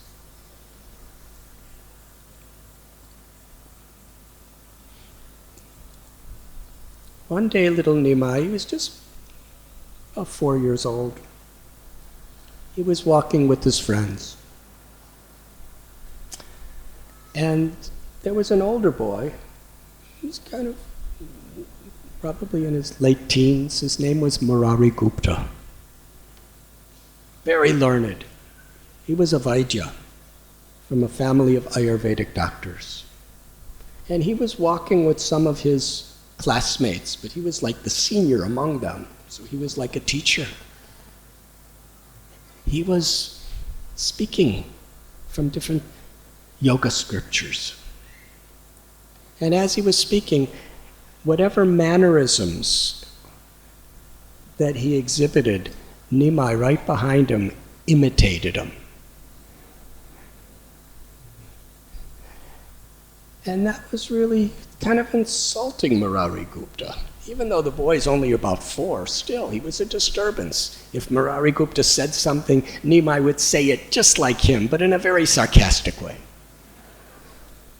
And if Murari Gupta said, "Go away," Nimai would say, "Go away. Why are you doing like this? Why are you doing like this?" And he just kept following him around. And then Nimai said, "When you are eating your lunch today, I will teach you a good lesson." How many of you know this story? Please raise your hands. How many do not know this story? Are you sure you want to hear it? So Murari Gupta forgot about it. And he came to his house, and he was given his lunch. It was nice rice and sabjis, and he had a plate. He was just about to eat it.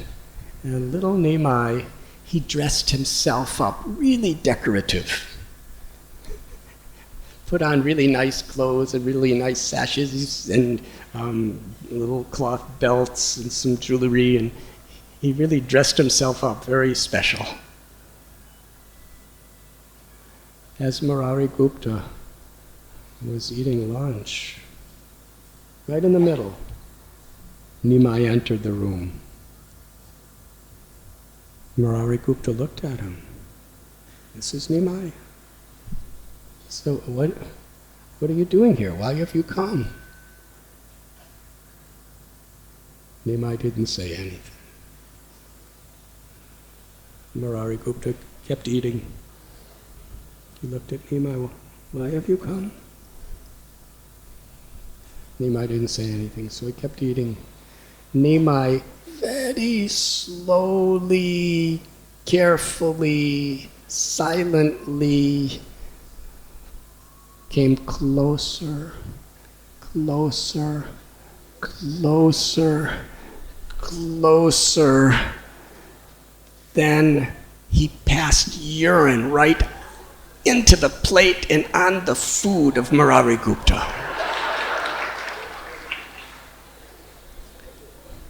A lot.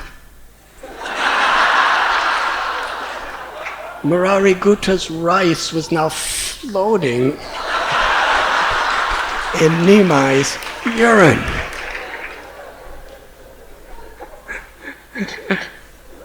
Murari Gupta was shocked. He said, "What have you done? Why?" And Nimai said, "I told you I will teach you a good lesson at your lunchtime." He said, "Because this is what you are doing. You are taking the pure message of the Vedas, the pure message.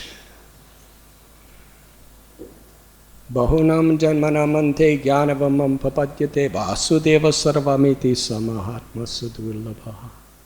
He did not quote the scripture, but this is the essence of Vedas. After many, many births of cultivating knowledge, when one finally comes to the fruit of knowledge, one surrenders to Vasudeva, knowing him to be the cause of all causes and all that is.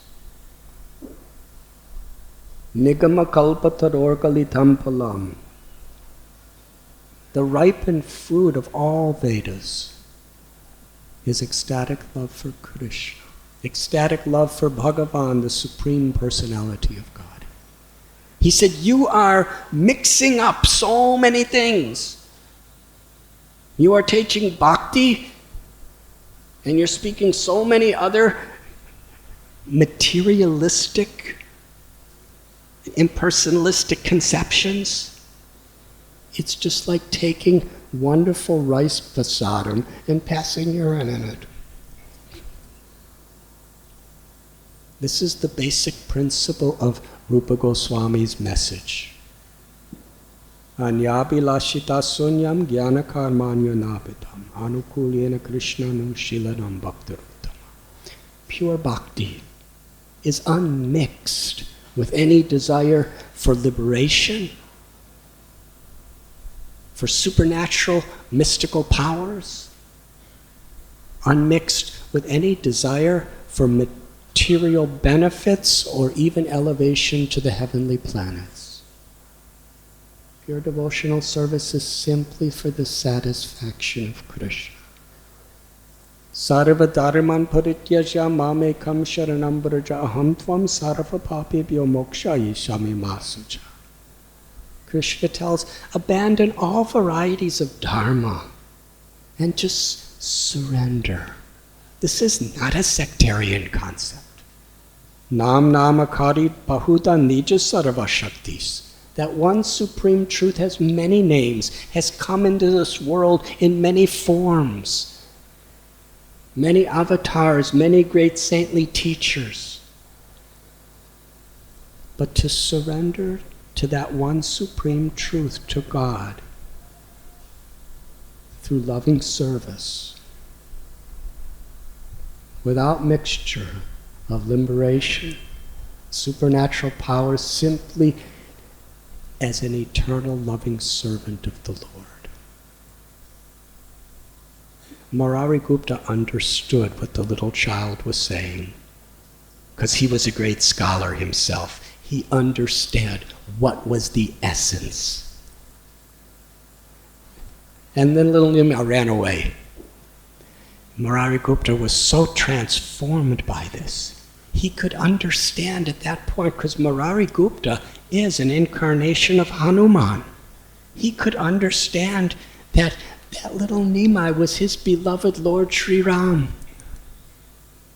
He went to Nimai's house, and there he saw little Nimai, just dressed like regular Nimai again. And he was on the lap of Sachimata, and she was embracing him, and she was kissing him, and then he'd jump over to the lap of Jagannath Mishra's father, and he embraced him and kissed him, and he'd jump back and forth, and they were embracing him and kissing him. And here comes this great scholar, Murari Gupta. He comes into the house. He's weeping in transcendental love. He's offering obeisances to the little child. And Jagannath Mishra, Sachiva Devi, they got up and they said, oh, we're so honored you have come to our house. So why have you come, and why are you bowing down so many times? Murari Gupta, the Supreme Lord, the ultimate object of love, is just playing like an ordinary child in the house of Sachi. He couldn't explain. Now, if any of us pass urine in someone's food, it doesn't have that result. This is Nimai. In the most inconceivably wonderful, sweet, attractive ways. Just like a little mischievous boy, he teaches the world such profound lessons of truth and the effect that they have on the recipients' hearts. One day, Lochan Das Thakur writes,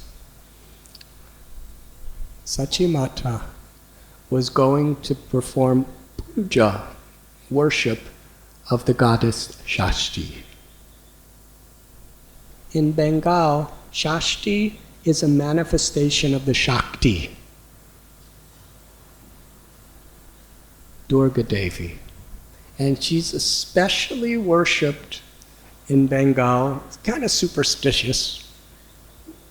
That's the way our acharyas explain. She's a demigoddess. And she's the demigoddess that ladies approach to protect their children.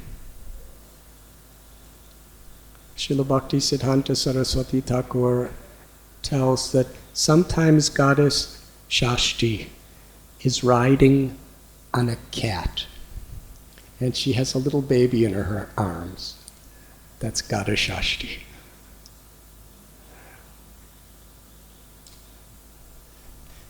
So she was doing a special puja for Shashti under a banyan tree.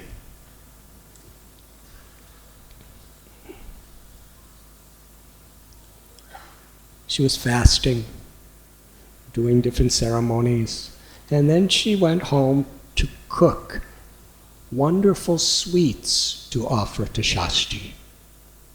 So as she was bringing the offering, Nimai stepped right in front of his mother and said, "What is in that plate?" Because the plate was covered by cloth, because no one's supposed to see it before it's offered to the goddess. She said, "This is an offering to Shashti, the goddess." Nimai said, "Well, what is it?" She said, "It's an offering." Nimai said, "I want it." She said, "No, you can't have it. Now, let me offer it to goddess Shashti, and after it's offered, I'll give you everything. But first I must offer it." Nimai said, "But my stomach is hungry." Sachi Devi said, "Do you have no respect for the demigoddesses? Don't you know it's an offense to take it before it's offered? This was specially prepared for the goddess Shashti.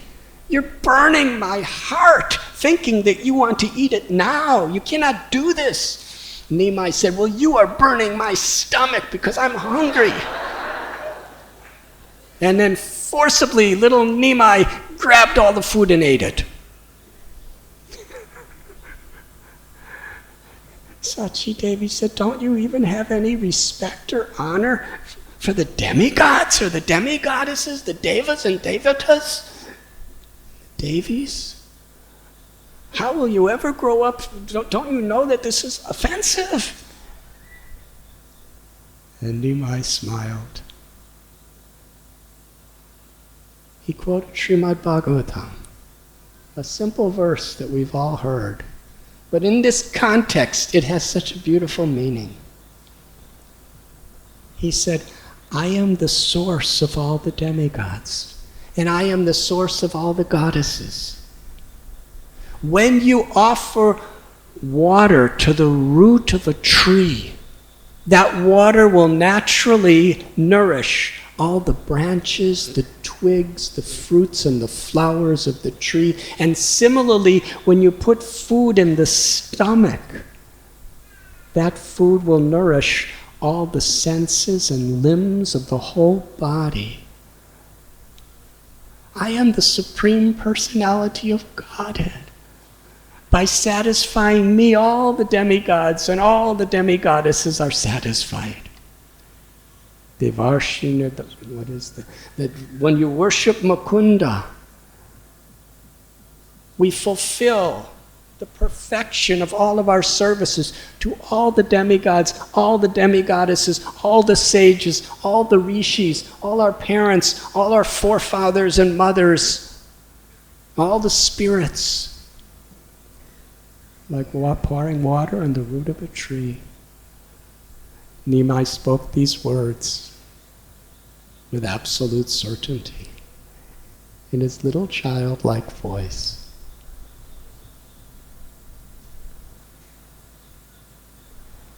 Sachimata went back and cooked some more and then completed her worship under the banyan tree to Goddess Shashti. And Sachi Mata, she couldn't understand. She had too much motherly love to be able to comprehend that her son was God. She prayed with all of her heart, with tears in her eyes, to Goddess Shashti, please forgive my son Nimai. He's so mischievous. He ate all the food that was offered to you. But you're the goddess of children, so you gave me the child. He's your child. He's actually your child. So please forgive him for his offenses and give him a long, happy life. And then Sachi Mata fell at the feet of all the elderly ladies that were there. And she prayed to all those ladies, please bless my little child Nimai, that he will have a long, happy, healthy life. And please forgive him for his mischievousness.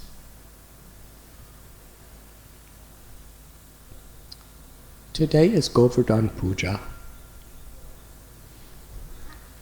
This story is a nice bridge into the Govardhan Lila. Nimai was speaking about himself being the ultimate source of all the demigods, of all creation.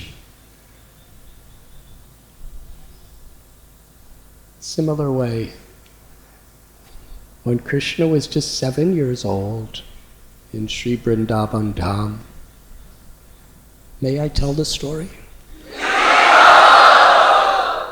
It is auspicious to hear it on this day. And Navadvip is non-different than Vrindavan. It is identical to Vrindavan,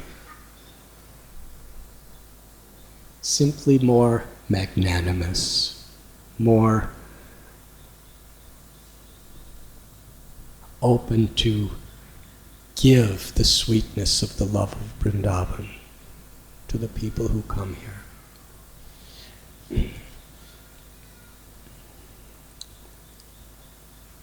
One day, Krishna, he saw elaborate arrangements were being made for a big celebration with many ceremonies. He asked Nanda Maharaj, Krishna knows everything, but as a little child, he's asking.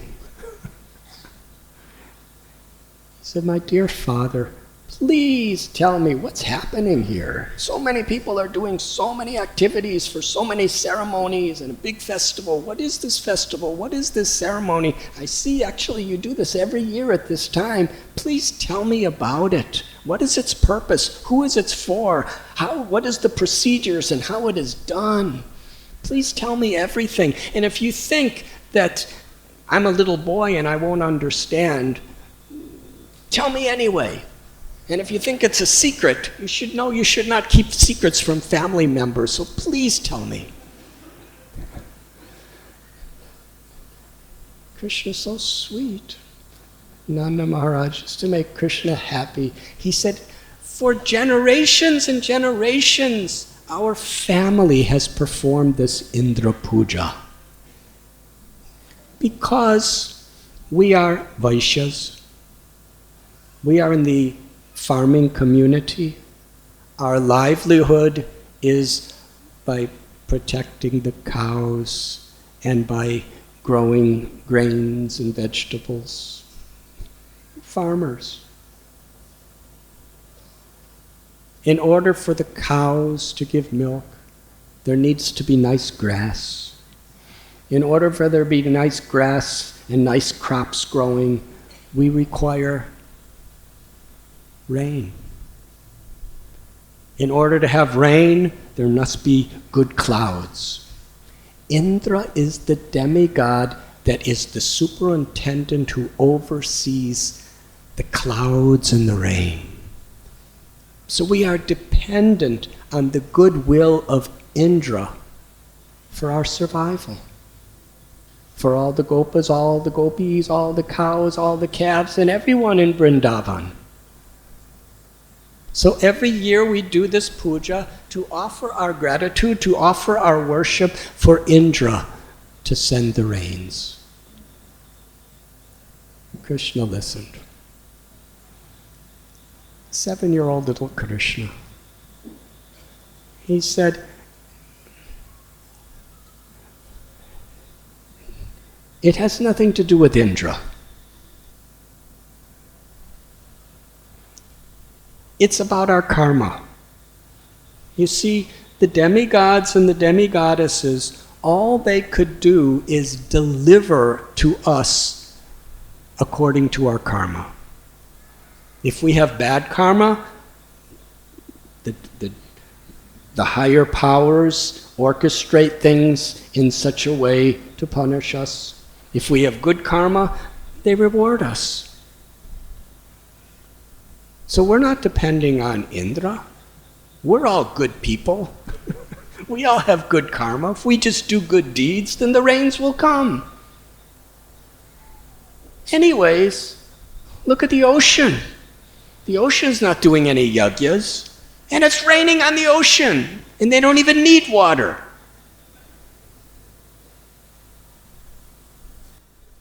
Actually, our cows are getting the grasses from Govardhan Hill. And we are getting the benedictions and the blessings from the Brahmins. So we are dependent on the cows, the Brahmins, and Govardhan Hill. So what I say we should do is forget this Indra. He's out of the picture. He doesn't mean anything. We should take all this wonderful paraphernalia that you're arranging for Indra Puja and have a wonderful celebration of offering worship to the cows, the Brahmins, and Govardhan Hill. Nanda Maharaj just wanted to please Krishna. So he and the other cowherd man, Upananda, Abhinanda, Nanda, they all agreed.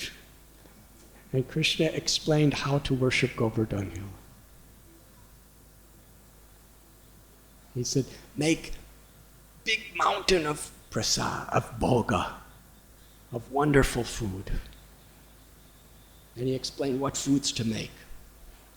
In Krishna book and Srimad Bhagavatam, Srila Prabhupada explains so many nice preparations to be made for the Govardhan Puja that Krishna explained. And he said, and we offer all this food, everything we have. We make mountains and mountains of dry foods and lakes and ponds of liquid foods. And after offering it to the cows, the Brahmins, Govardhan Hill, we'll offer it to Govardhan Hill. Then we will feed sumptuously everyone. The Brahmins, the cowherd boys, the gopas, the goats, the buffaloes, the cows, the dogs, the cats, everyone will be completely fed. Aham bija pratapita. Krishna is the father and mother of every living entity and is the well-wisher of everyone. In order to be truly a devotee, somehow we have to come to that state where we are truly aspiring to be the well-wisher of everyone, because that's who Krishna is. Suhritam sarva bhutanam. He said after feeding everyone, we should have a beautiful puja to the cows, the Brahmins, and Govardhan Hill. Everyone should dress up in their best clothes. And we should have marching bands and wonderful berries and flutes and cymbals and kettle drums. And then we should parikrama, circumambulate Govardhan Hill. So Nanda Maharaj, Yashoda Mai, the whole Brajabasi community were very, very excited, and Krishna was like the orchestrator, the director, and the producer of this incredible ceremony. And it was the most blissful ceremony ever. They made huge mountains of food, huge lakes of food. Bhoga. They offered it, putting tulsi on it. And then Krishna, he wanted to show how he and Govardhan were one and the same. While little 7-year-old Krishna was standing with the Brijabasis making the offering at, what's the name of the village? Anuyur. The Anakuta took place at Anuyur. As they were making the offering, little Krishna expanded himself to assume a gigantic form on top of Govardhan Hill. This form was as large as Govardhan Hill itself, but was a personal form, personified, with beautiful, gigantic eyes and hands and mouth, and he was walking on Govardhan Hill. The Brijabasis were astonished. They're seeing this incredible form of Govardhan, so beautiful, yet so enormous. And little Krishna was standing among them. He had to explain to them who this was. He said, this is Govardhan, because Govardhan is so pleased by our offerings, by all of our devotion. He is assuming a personal, human-like form just to receive our offerings. Let us all bow down to him. And then little Krishna bowed down to big Krishna. And all the Brijabasis, everyone, the cows, everyone bowed down to Sri Giriraj. And as the offering was made, Sri Giriraj, right in front of all the Brijabasis' eyes, in his personified form on top of the hill, his hands expanded. And because there were so many different offerings in so many parts of Govardhan Hill, his hands expanded in all directions. So many hands were coming and arms. And he was taking the food and putting it in his mouth. He ate everything. Just a matter of minutes. There was mountains of rice, mountains of samosas, mountains of everything. He just took it with his hands, put it in his mouth, and ate it. Incredible darshan. Everyone was watching in astonishment. And then, with a thunderous voice, he called out, Anuyur, which means, give me more. So they made more and more and more. No matter how much they made, he ate it and cried out, Anuyur. They looked at Krishna. We don't have any. He could eat limitlessly. He's a mountain. There's nothing else. So by Krishna's will, one devotee offered him a tulsi leaf. And Sri Giriraj said, I am satisfied. Then right before everyone's eyes, another incredible miracle. All the mountains, all the kunds, all the prasad that was, it all manifested again exactly where it was. But now it was Giriraj Mahaprasad. So they offered arti to Sri Giriraj. They offered argya and padya and achman and all of the different procedures of worship. And then they fed everyone to their full satisfaction. The dogs were so blissful. The goats and the sheeps and all the people, all the cows were fed to their full satisfaction. And after everyone was completely happy, then they began their parikrama of Shri Giriraj.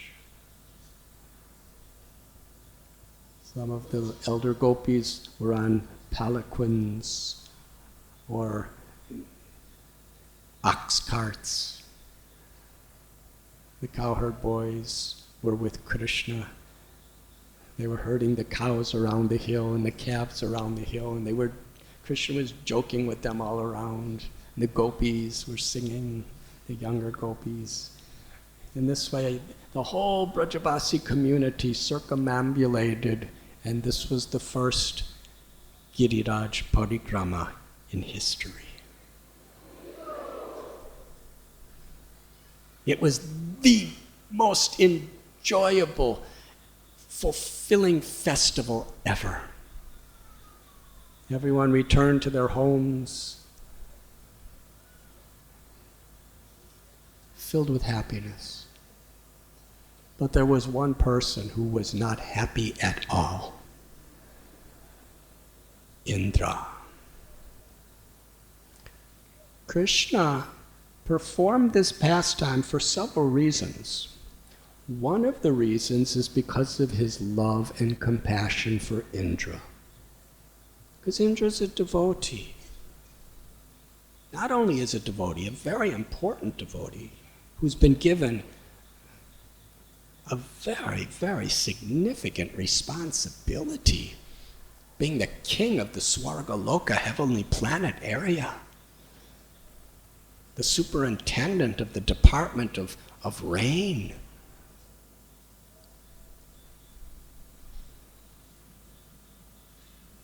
But in his role, he had so much power, so much wealth, so much control over others, so much fame. So many karmakandi sections of the Vedas have whole yagyas for Indra, chanting Indra's names, chanting Indra mantras for elevation to higher material prosperity. So when you are worshipped, when you have so much, the tendency is to become proud. The tendency is forget that I'm just a caretaker, a humble servant caretaker of Bhagavan's property. Indra was distracted. And there are so many stories about Indra where he gets distracted. And that distraction was all coming from the seed of false pride. He's a devotee doing so much service to Krishna, but he's distracted. Krishna had to save him. That's Krishna's compassion. I must crush to pieces his ego. And when Krishna wants to crush your ego, there's nothing you could do. He knows exactly what hurts the best.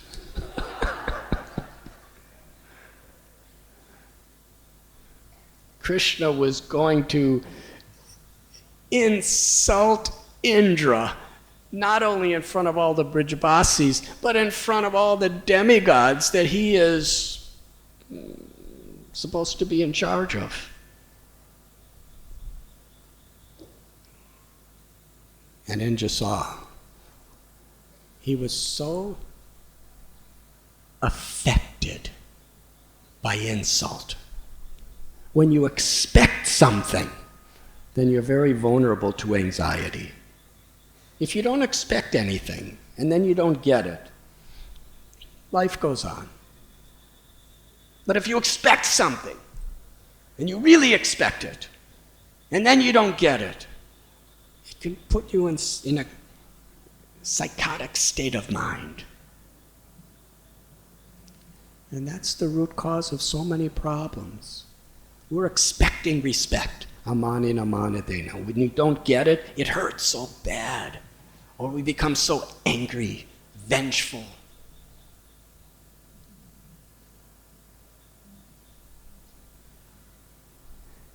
Indra was seething with anger. These Brijabasis,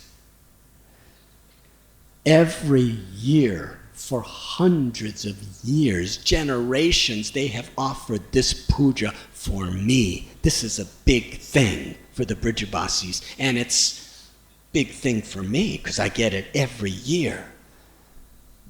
And because of this reckless, mischievous, little, ignorant, foolish, talkative boy named Krishna, they took what was meant for me and they offered it to a mountain.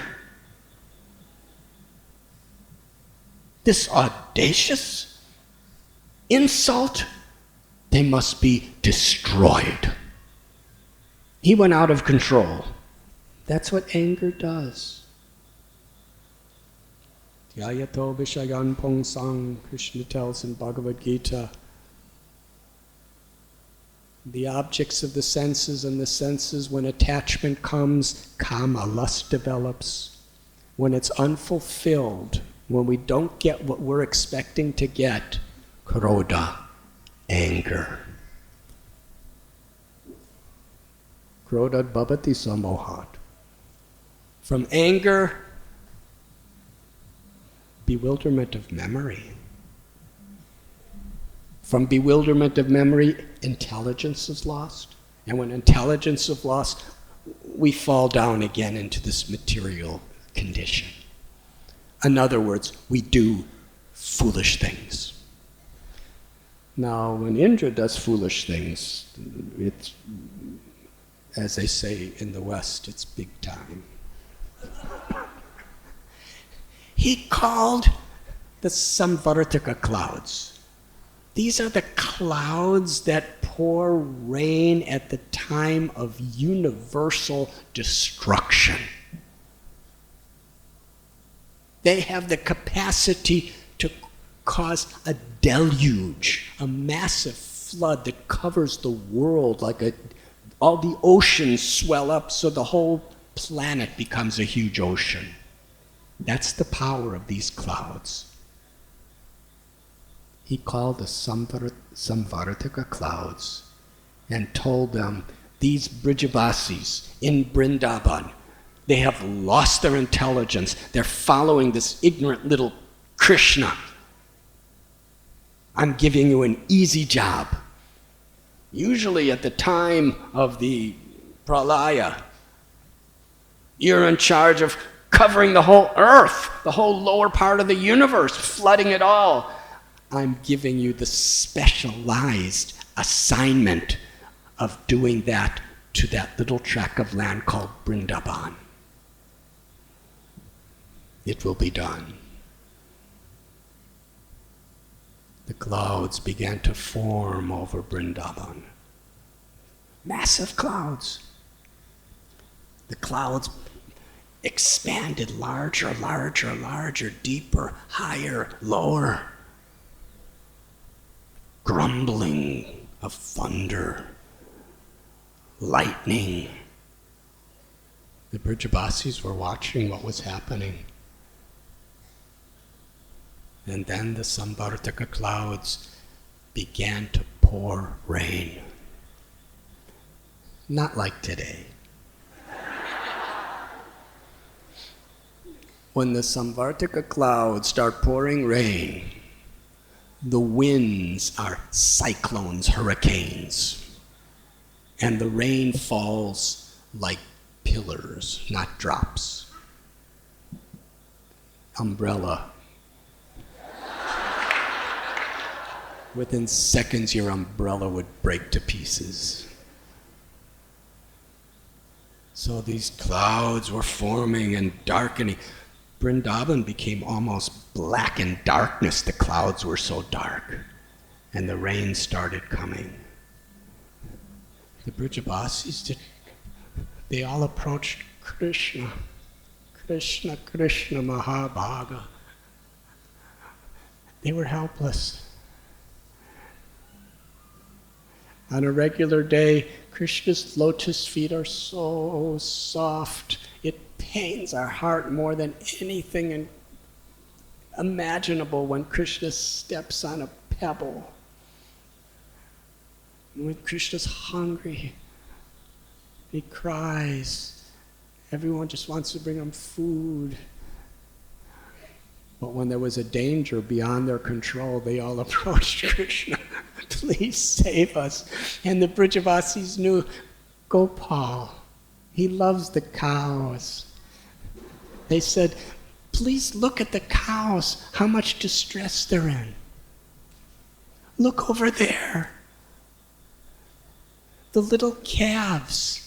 They're freezing in the winds, and the rain is pouring on them, and their mothers, the cows, is covering the heads of the calves with the loose part of their necks, that flesh, using it like a little umbrella. And the cows are crying to see their little calves suffering like this. And the bulls, look at the bulls. The rain is falling on their horns and then bouncing off their horns and falling on their humps and then going into little like pearl-like drops and the bull is so angry, he's looking up at the clouds and roaring.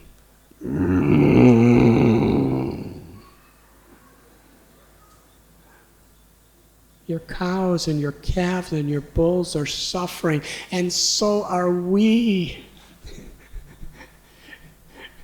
You told us not to worship Indra. Indra's really angry. He's destroying our whole Vrindavan. Please help us.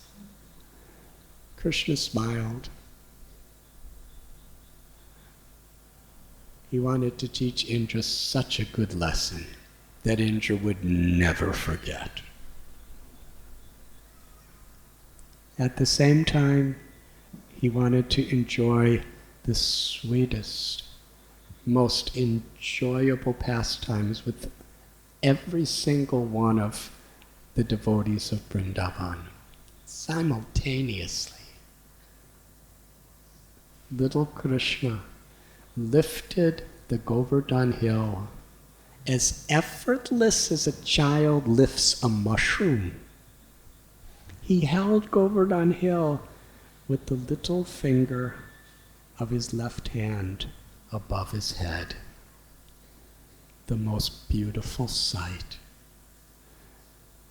Then he sweetly called out to everyone, Nanda Maharaj, Upananda, Abhinanda, all your brothers, all the family, all the Brijavasis, everyone, bring your most precious possessions, bring all your cows and your goats and your buffaloes and everyone else, bring your families, and let us have a festival under Govardhan Hill.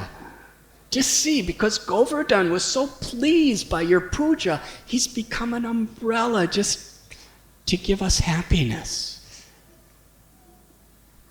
When Krishna lifted the Govardhan hill, it made an incredibly loud sound, uprooting it's not just a hill, it's a mountain. And in those days, it was very, very high, 5,000 years ago.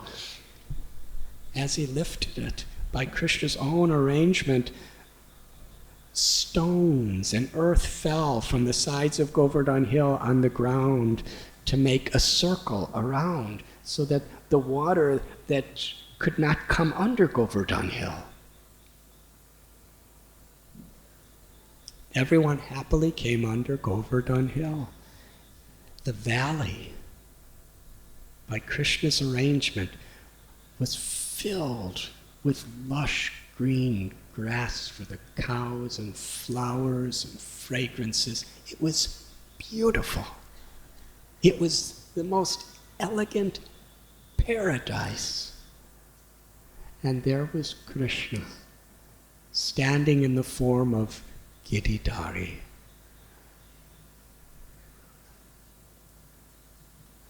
Nobody even noticed it was raining outside. Everyone was filled with happiness. The whole Brijavasi community was a big circle around Giridhari Krishna.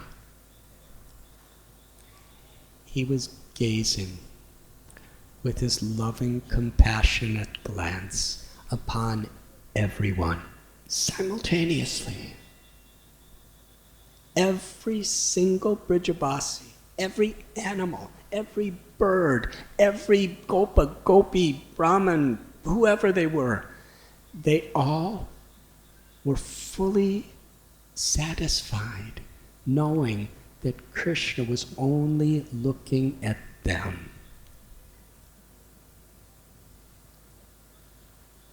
And it's not that Krishna made Virat Rupa, where he had many hands and many eyes and many heads, and he was just looking all over the place. He was just Krishna, 7-year-old little Krishna, little boy. Whether you were in front of him or on the side of him or behind him, everyone felt Krishna was looking personally, directly only at them. And everyone was gazing upon this beautiful, beautiful form of Giridhari, the lifter of Govardhan Hill.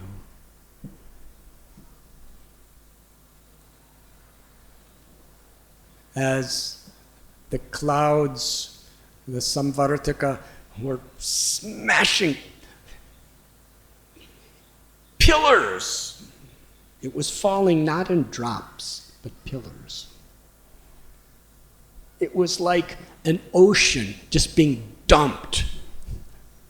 If you put an ocean in a bucket and just empty it, that's what it was like coming on Vrindavan.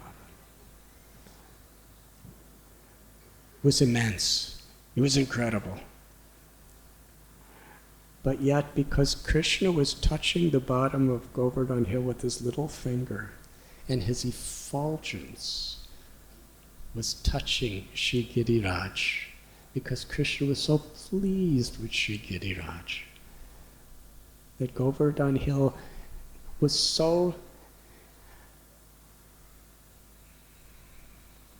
intoxicated with love, being touched by Krishna's little finger, by pleasing Krishna, that all the thunderbolts that were falling upon him, all the thunder, and the thunder, massive thunderbolts. The thunderbolts were like the branches of the banyan tree just go,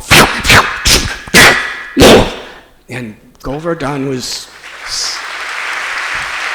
not feeling the slightest inconvenience.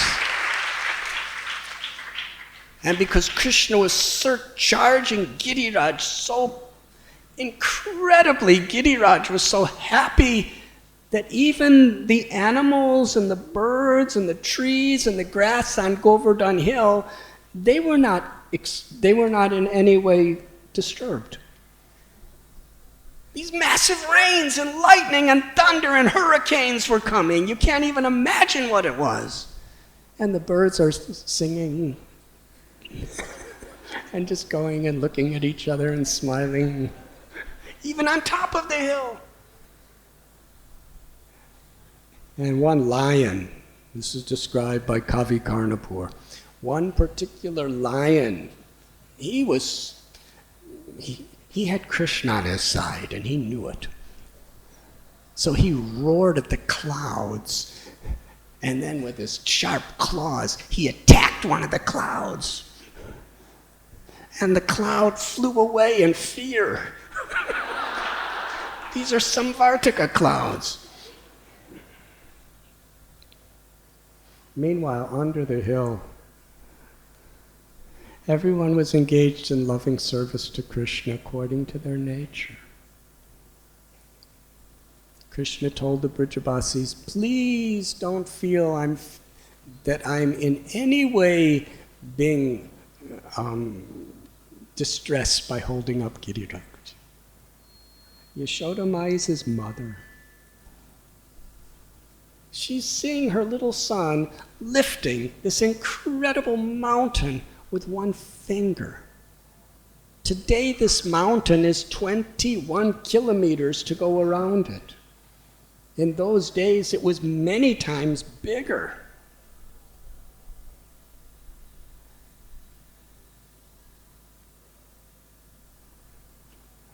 It's logical to think this is God, or this is some supernatural personality. But Yashoda Mai seeing that, but she's just thinking, he's my son. And she started praying to Govardhan Hill. She said, "Oh Giriraj, if ever I have done any pious deeds in my life, if I've ever pleased you, if I've ever pleased my beloved Lord, if I've been a good mother and a good wife and a good Brajeshwari for the residents of Vrindavan, I only ask one thing in return. I'll exchange everything good I've ever done if you just give me one benediction. Please don't hurt my son's finger. Please cause him no pain lifting you."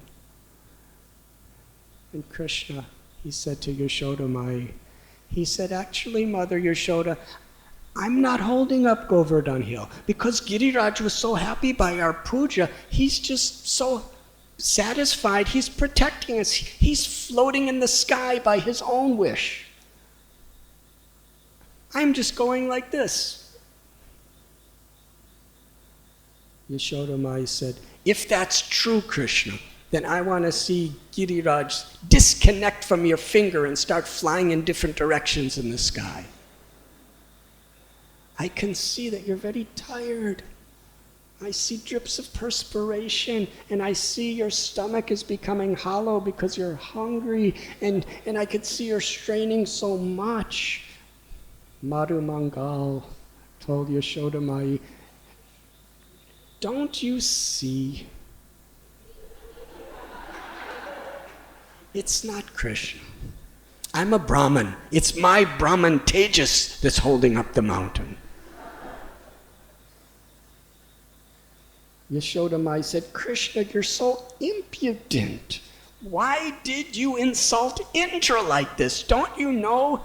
Just like Sachi Mata and Shashti, he said, "Don't you know Indra's a demigod? He's a powerful, supernatural superintendent of universal affairs, and you insulted him so much. Why are you so mischievous?" And Madhu Mangal said,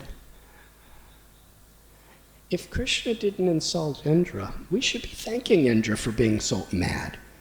Because if he didn't get angry like this, we would not be having this beautiful darshan of Sri Giridhari."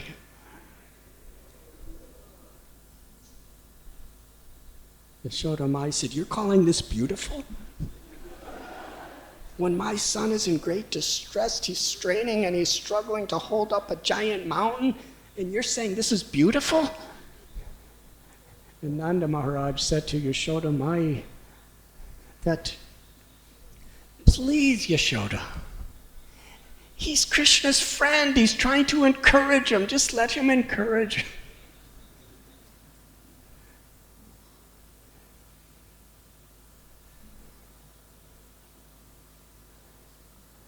Sri Radharani, she was standing and she glanced upon Krishna. And Krishna glanced upon her. And when he felt the power of the love of her glance, he went into an uncontrolled state of ecstasy. Lord Chaitanya is Krishna who wants to understand the glory of Radha's love.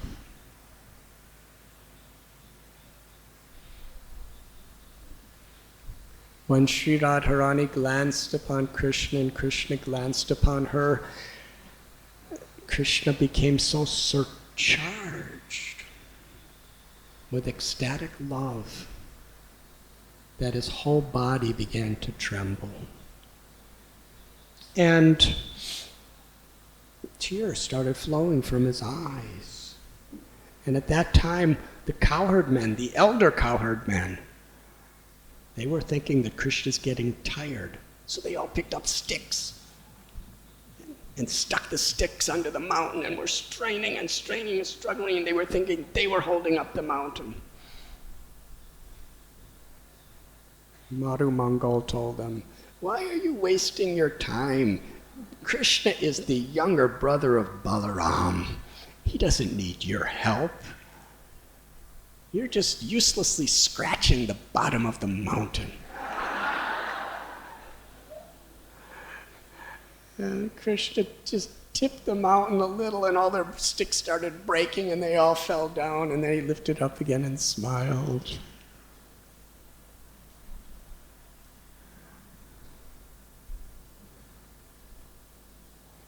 He was lifting the mountain with his left hand. And just to give happiness to all the Brijabasis, his right hand, his thumb was in his red set. There was a red cloth that was wrapped around his waist in a beautiful golden dhoti. He was standing in that form. After some time with his right hand, he lifted his flute and played sweet songs on his flute. Each and every person could feel Krishna, the love of his heart, pouring through the holes of the flute with the sweetest song in all spiritual material worlds, just for them. They were hypnotized, mesmerized in ananda, in love, as Krishna was smiling and playing his flute for them. Some of the cowherd boys, they got worried. Said, "Krishna, don't play your flute, because we've seen what happens when you play your flute. Govardhan Hill might become mesmerized just like we are, and he may fall off your finger." And then another cowherd boy said, "Well, we've seen other things that happen when Krishna plays his flute. Solid things melt in ecstasy and become liquid. And liquid things become stunned in ecstasy and become solid. If Govardhan melts in ecstasy, then he'll devastate us even worse than Indra is trying to do." And then that same cowherd boy said, "But no, that won't happen, because Giriraj is very sober. Even if he goes into such an ecstasy, he will restrain himself." As Krishna played his beautiful flute.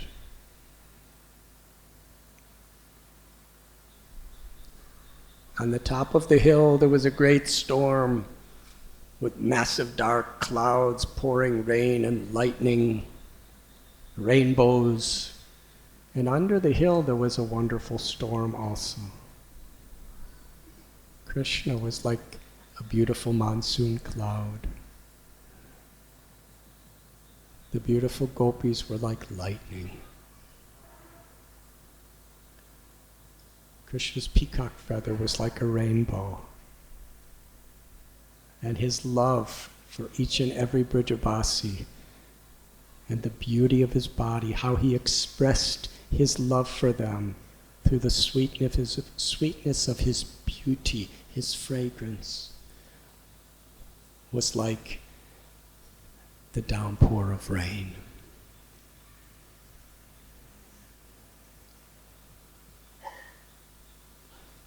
After a few days, Indra came personally to see what was happening. He was expecting Vrindavan to have been completely destroyed. When he got there, Sambharataka, the clouds, the storms were raging. But everyone under Govardhan Hill was blissfully singing and happy, and Krishna was playing his flute. With all the hurricane winds, they couldn't move Giriraj from Krishna's finger. Indra, his anger multiplied due to frustration. He told the Samvartaka clouds, harder, harder, more, with all your forces. And they redoubled their energy. And Indra was, you know about Indra's thunderbolt, the Vajra. It's famous throughout the Vedic literatures. One after another, he was personally throwing his most powerful thunderbolts at Govardhan Hill. He was sending such winds. Meanwhile, under the hill, Yashoda Maya is telling Subala that tell Krishna to stop playing his flute and eat something. He hasn't eaten anything in so long. I have fresh butter and I have tambula and so many nice things. Please put it in Krishna's mouth. Madhu Mangal said, this is a very good idea. Give to us too. So Subal dusted the dust off Krishna's face and started putting nice preparations of Yashoda Maya in Krishna's mouth. And Krishna was chewing it and smiling, and then Yashoda Maya was very happy.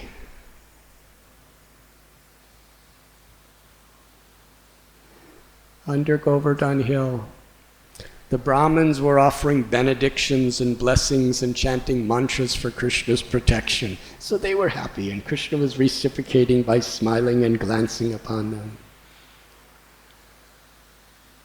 For the Gopas, the cowherd boys, they were surrounding Krishna, joking with him, telling stories with him, listening to him, smiling with him. And Krishna was reciprocating perfectly, fully with each and every one. The gopis, as they glanced upon Krishna, the beautiful form of Giridhari, Krishna reciprocated, and with his glance upon them, he entered deep, deep to the very core of their hearts. Through their eyes, he entered the core of their hearts, and there they embraced each other.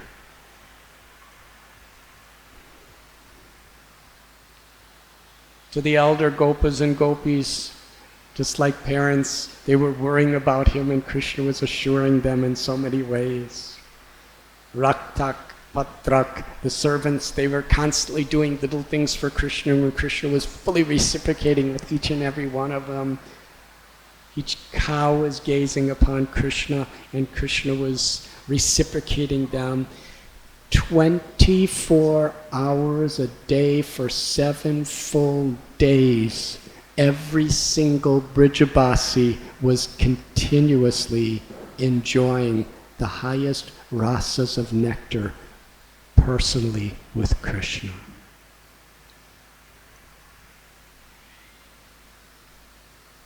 Outside, the clouds were totally exhausted, defeated, about to die.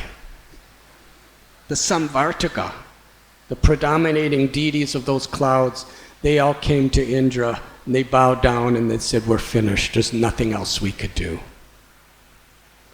But that had made Indra even more angry. Airavata, his elephant, was really a personification of his own anger. And with all of his powers, everything he had, all of his supernatural energies, rain, storm, massive winds. After 7 days, Indra was completely exhausted. In all those 7 days, He could not move a single grain of dust on top of Govardhan Hill. Out of all the countless trees, he could not separate a single leaf from any tree. When Krishna wants to crush your ego, he is supreme. Indra was totally defeated. He simply had absolutely no effect except to make the Brajavasis more happy. He was trying to destroy them. In war, even if you lose the war, at least you know you've caused massive damage to the enemy. But in this case, he couldn't move a grain of dust. He couldn't uproot a single blade of grass from Govardhan Hill. With 7 days of all of his energies, he was defeated. He left in total defeat and shame.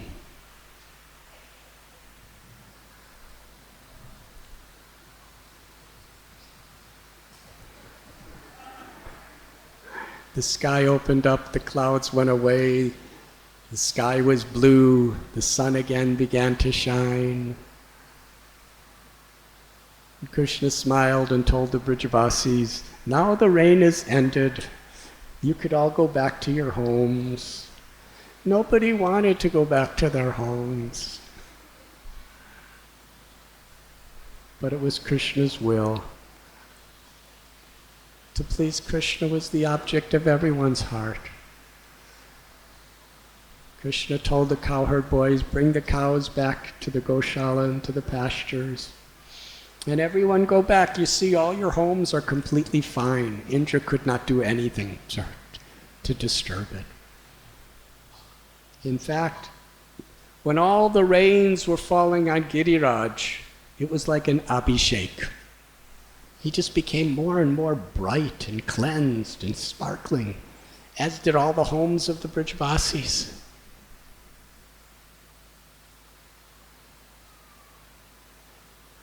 As they went out from Govardhan Hill, all singing the glories of Sri Giridhari.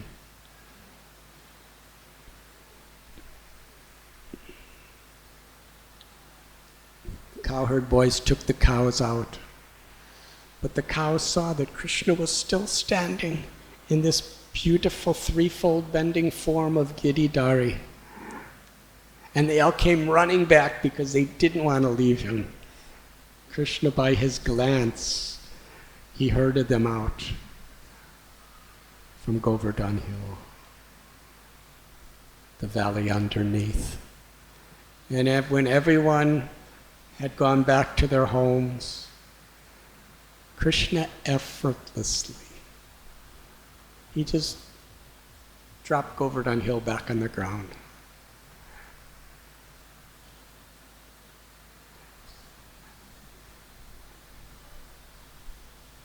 Indra, his ego was so crushed. And now, not only crushed, but he was feeling profound guilt. He understood who he was calling an ignorant, foolish, talkative little boy, and he tried to destroy Krishna and his whole family and his whole village. Now he understands he's Bhagavan.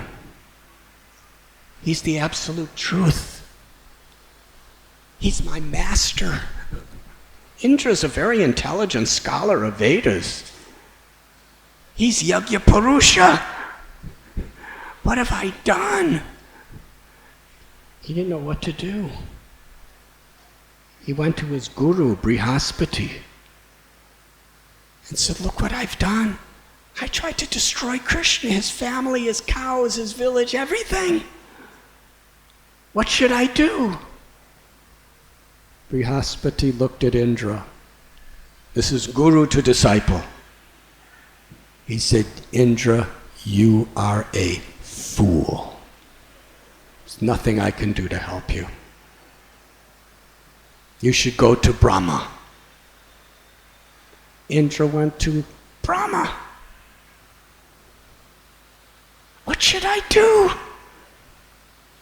Brahma looked at Indra and said, Indra, you are a fool. There's nothing I could do.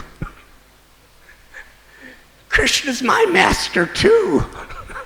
You offended our master. Well, what should I do? Brahma told him the secret of all secrets. If you want to get Krishna's favor, you need to go to someone who sincerely loves Krishna.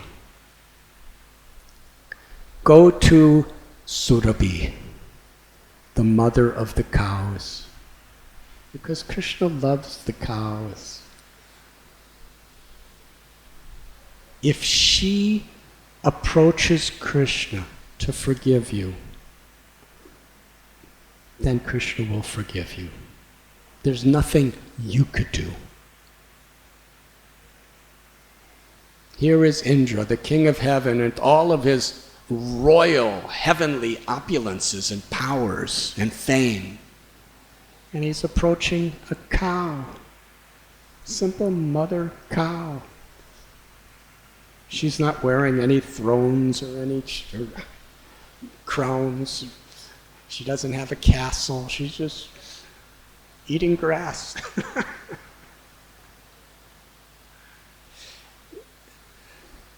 Simplicity. Her love for Krishna was filled with simplicity. Indra was complicated by all sorts of luxury and power and complications. Indra surrendered to this cow and begged her to approach Krishna on his behalf. Surabhi's a mother. She has motherly affection innate for everyone. She said, come. Today in Vrindavan there is a place called Surabhi Kund. There, Surabhi approached Krishna. Because then Krishna would not even look at Indra. She said, Indra, he's a very bad boy. He's done very bad mistakes. But he's repentant. He's humbled. Please forgive him and bestow your mercy upon him. From the appeal of Surabhi, Krishna gazed upon Indra. Indra then approached and put his crowned head on little Gopal's lotus feet. And with tears of repentance and humility, he offered prayers, beautiful prayers to Krishna. Krishna is the source of everything, the highest truth, the proprietor of all that exists, and the Supreme Master. But he's appeared in this world in his original form as a little cowherd boy to exchange the sweetest love with his devotees, the gopas and gopis. Indra begged forgiveness and thanked Krishna. Because I was so much under the illusion of my false pride. My devotion was being spoiled, but you protected me by defeating me in such a wonderful way.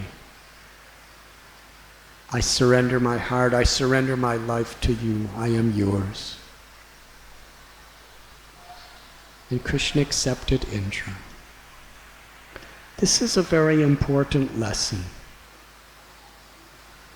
Because in this material world, since time immemorial, we have disconnected from Krishna, tried to exploit his property, tried to exploit his children in various ways.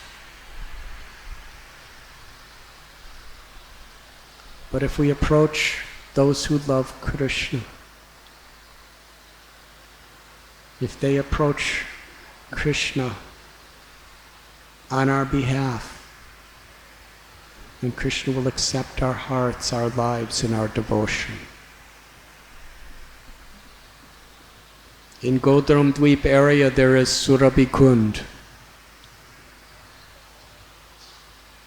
which is where Lord Nityananda Prabhu established his Namhata. Dinahina Yatachilo Harinamudharilo. Jagai and Madhai, in their own way, they were like Indra. Of course, Indra's a devotee. They were total demons. And Sri Chaitanya Mahaprabhu stood before them with Sudarshan Chakra about to destroy them. But somehow or other, Nityananda Prabhu, who's the original guru, he appealed to them. He appealed to Lord Chaitanya because Jagai and Madhai changed. They were begging for mercy when they saw Sri Chaitanya Mahaprabhu's form of destruction.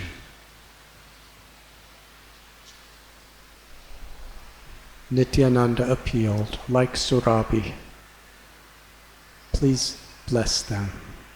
Give them your mercy. In this age of Kali, almost everyone's like Jagai and Madhai to one degree or another. We have come not to kill the demons, but to remove the demoniac mentality and allow the true nature of the soul to shine. We have come to give ecstatic liberation in love of God to the demons and to everyone. By Nityananda Prabhu's humble appeal, Lord Chaitanya accepted Jagai and Madhai as his own intimate personal associates and awarded them prema bhakti.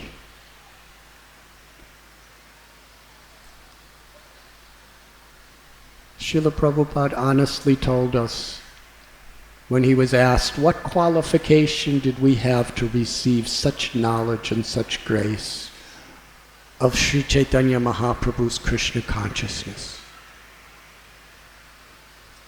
Srila Prabhupada said, you had no qualifications. With all humility, he said, I made your qualifications. By his prayers to Krishna, to forgive us, to accept us, Krishna gave us everything. And we should never forget that. Punarmushtaka bhava. If we forget it, spiritually we become lost. We should always be grateful for those great souls who has come into our lives.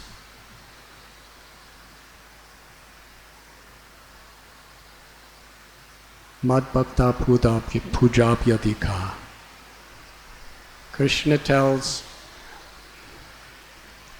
worshipping my devotee is more pleasing to me than worshipping me. Yasya prasada bhagavat prasada. When we get the mercy of the Guru, we get the mercy of Krishna. By Surabhi's mercy, Indra was liberated. Indra wanted to celebrate this incredible mercy that Krishna showed to him. And he called the demigods, Brahma, Shiva, Agni, Varuna, Yamaraj, Anantadev, the great rishis, Vashishta, Arundhati, Atri, Anasuya, all the great sages and their wives, they all came to perform a grand festival to coronate Krishna as the supreme Indra. At Govinda Kund, at the Govardhan Parikrama, that is where they performed a wonderful Abhishekam. Airavata brought the water of the Akash Ganga.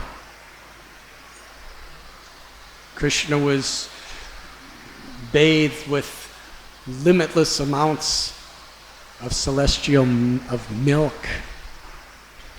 Panchagavya Pancha Mrita. And they filled up that beautiful lake. And Krishna was put on a throne by Indra. And Indra proclaimed the name Govinda. It's his name anyway, eternally in the spiritual world. But it was revealed in Krishna's Leela when Indra offered Krishna the name Govinda in this pastime.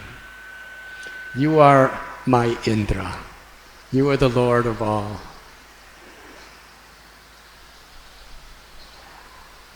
After this wonderful ceremony, the demigods departed. And the cowherd boys, they put Krishna and Balaram on the throne, and they took the paraphernalia of the demigods and they were offering it to Krishna. Meanwhile, Nanda and Yashoda and the other elder cowherd men and women, they heard conch shells and so many things going on, and they came and they saw their little children offering beautiful pujas to Krishna and Balaram. They asked, what has happened? And the cowherd boy said, oh, so many things were happening. You really missed it. There was a talking cow. Then there was this man with eyes all over his body, and he was offering prayers to Krishna, and there was a man with 4 heads, and there was a man with 5 heads. And they were all doing pujas to Krishna, and they were bathing Krishna. There were snakes with many heads singing Krishna's glories. The elder gopas and gopis didn't know what the children were talking about. But then the Brijabasis themselves took the same paraphernalia left behind by the demigods, and Yashoda, Maya, and Nanda started offering artis to Krishna, using the chamaras. And when the demigods looked down and saw the children and the Brijabasis doing the same things they were doing, they realized, we have no devotion at all compared to the residents of Vrindavan.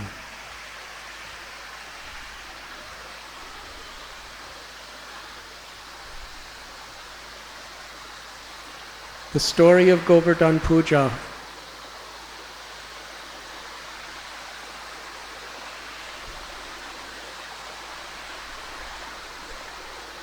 has many, many lessons. The initial lesson that when we worship Mukunda, Krishna,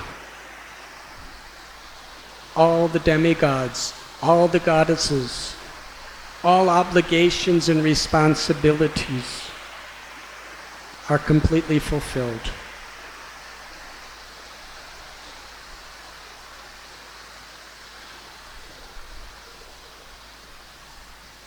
We have obligation to the demigods for rain, for sun, for wind, for air, for grains. We have a responsibility. If you don't pay your taxes to the government, they turn off your electricity. If you don't pay your water bill or your plumbing bills, they turn it off. Universally, we have debt. But as Lord Chaitanya told Sachi, when you water the root of the tree, automatically all your debts are paid. Lord Chaitanya taught us we should sincerely offer all honor and respect to all the demigods, to all the goddesses, because they are Krishna's personal energies. They're jivas with enormous responsibilities. A devotee will always give all honor and respect to the devas. But we worship Krishna, because there's nothing that gives more pleasure to all the devas than when we serve Krishna with love. Gopi Bharatur Padakamalaya Das Das Anudas. To be the servant of the servant of the servant of the Lord of the Gopis. That is our highest aspiration. Because it is in this spirit that Krishna will reciprocate and shower his mercy like a monsoon rain of grace as we chant his holy names.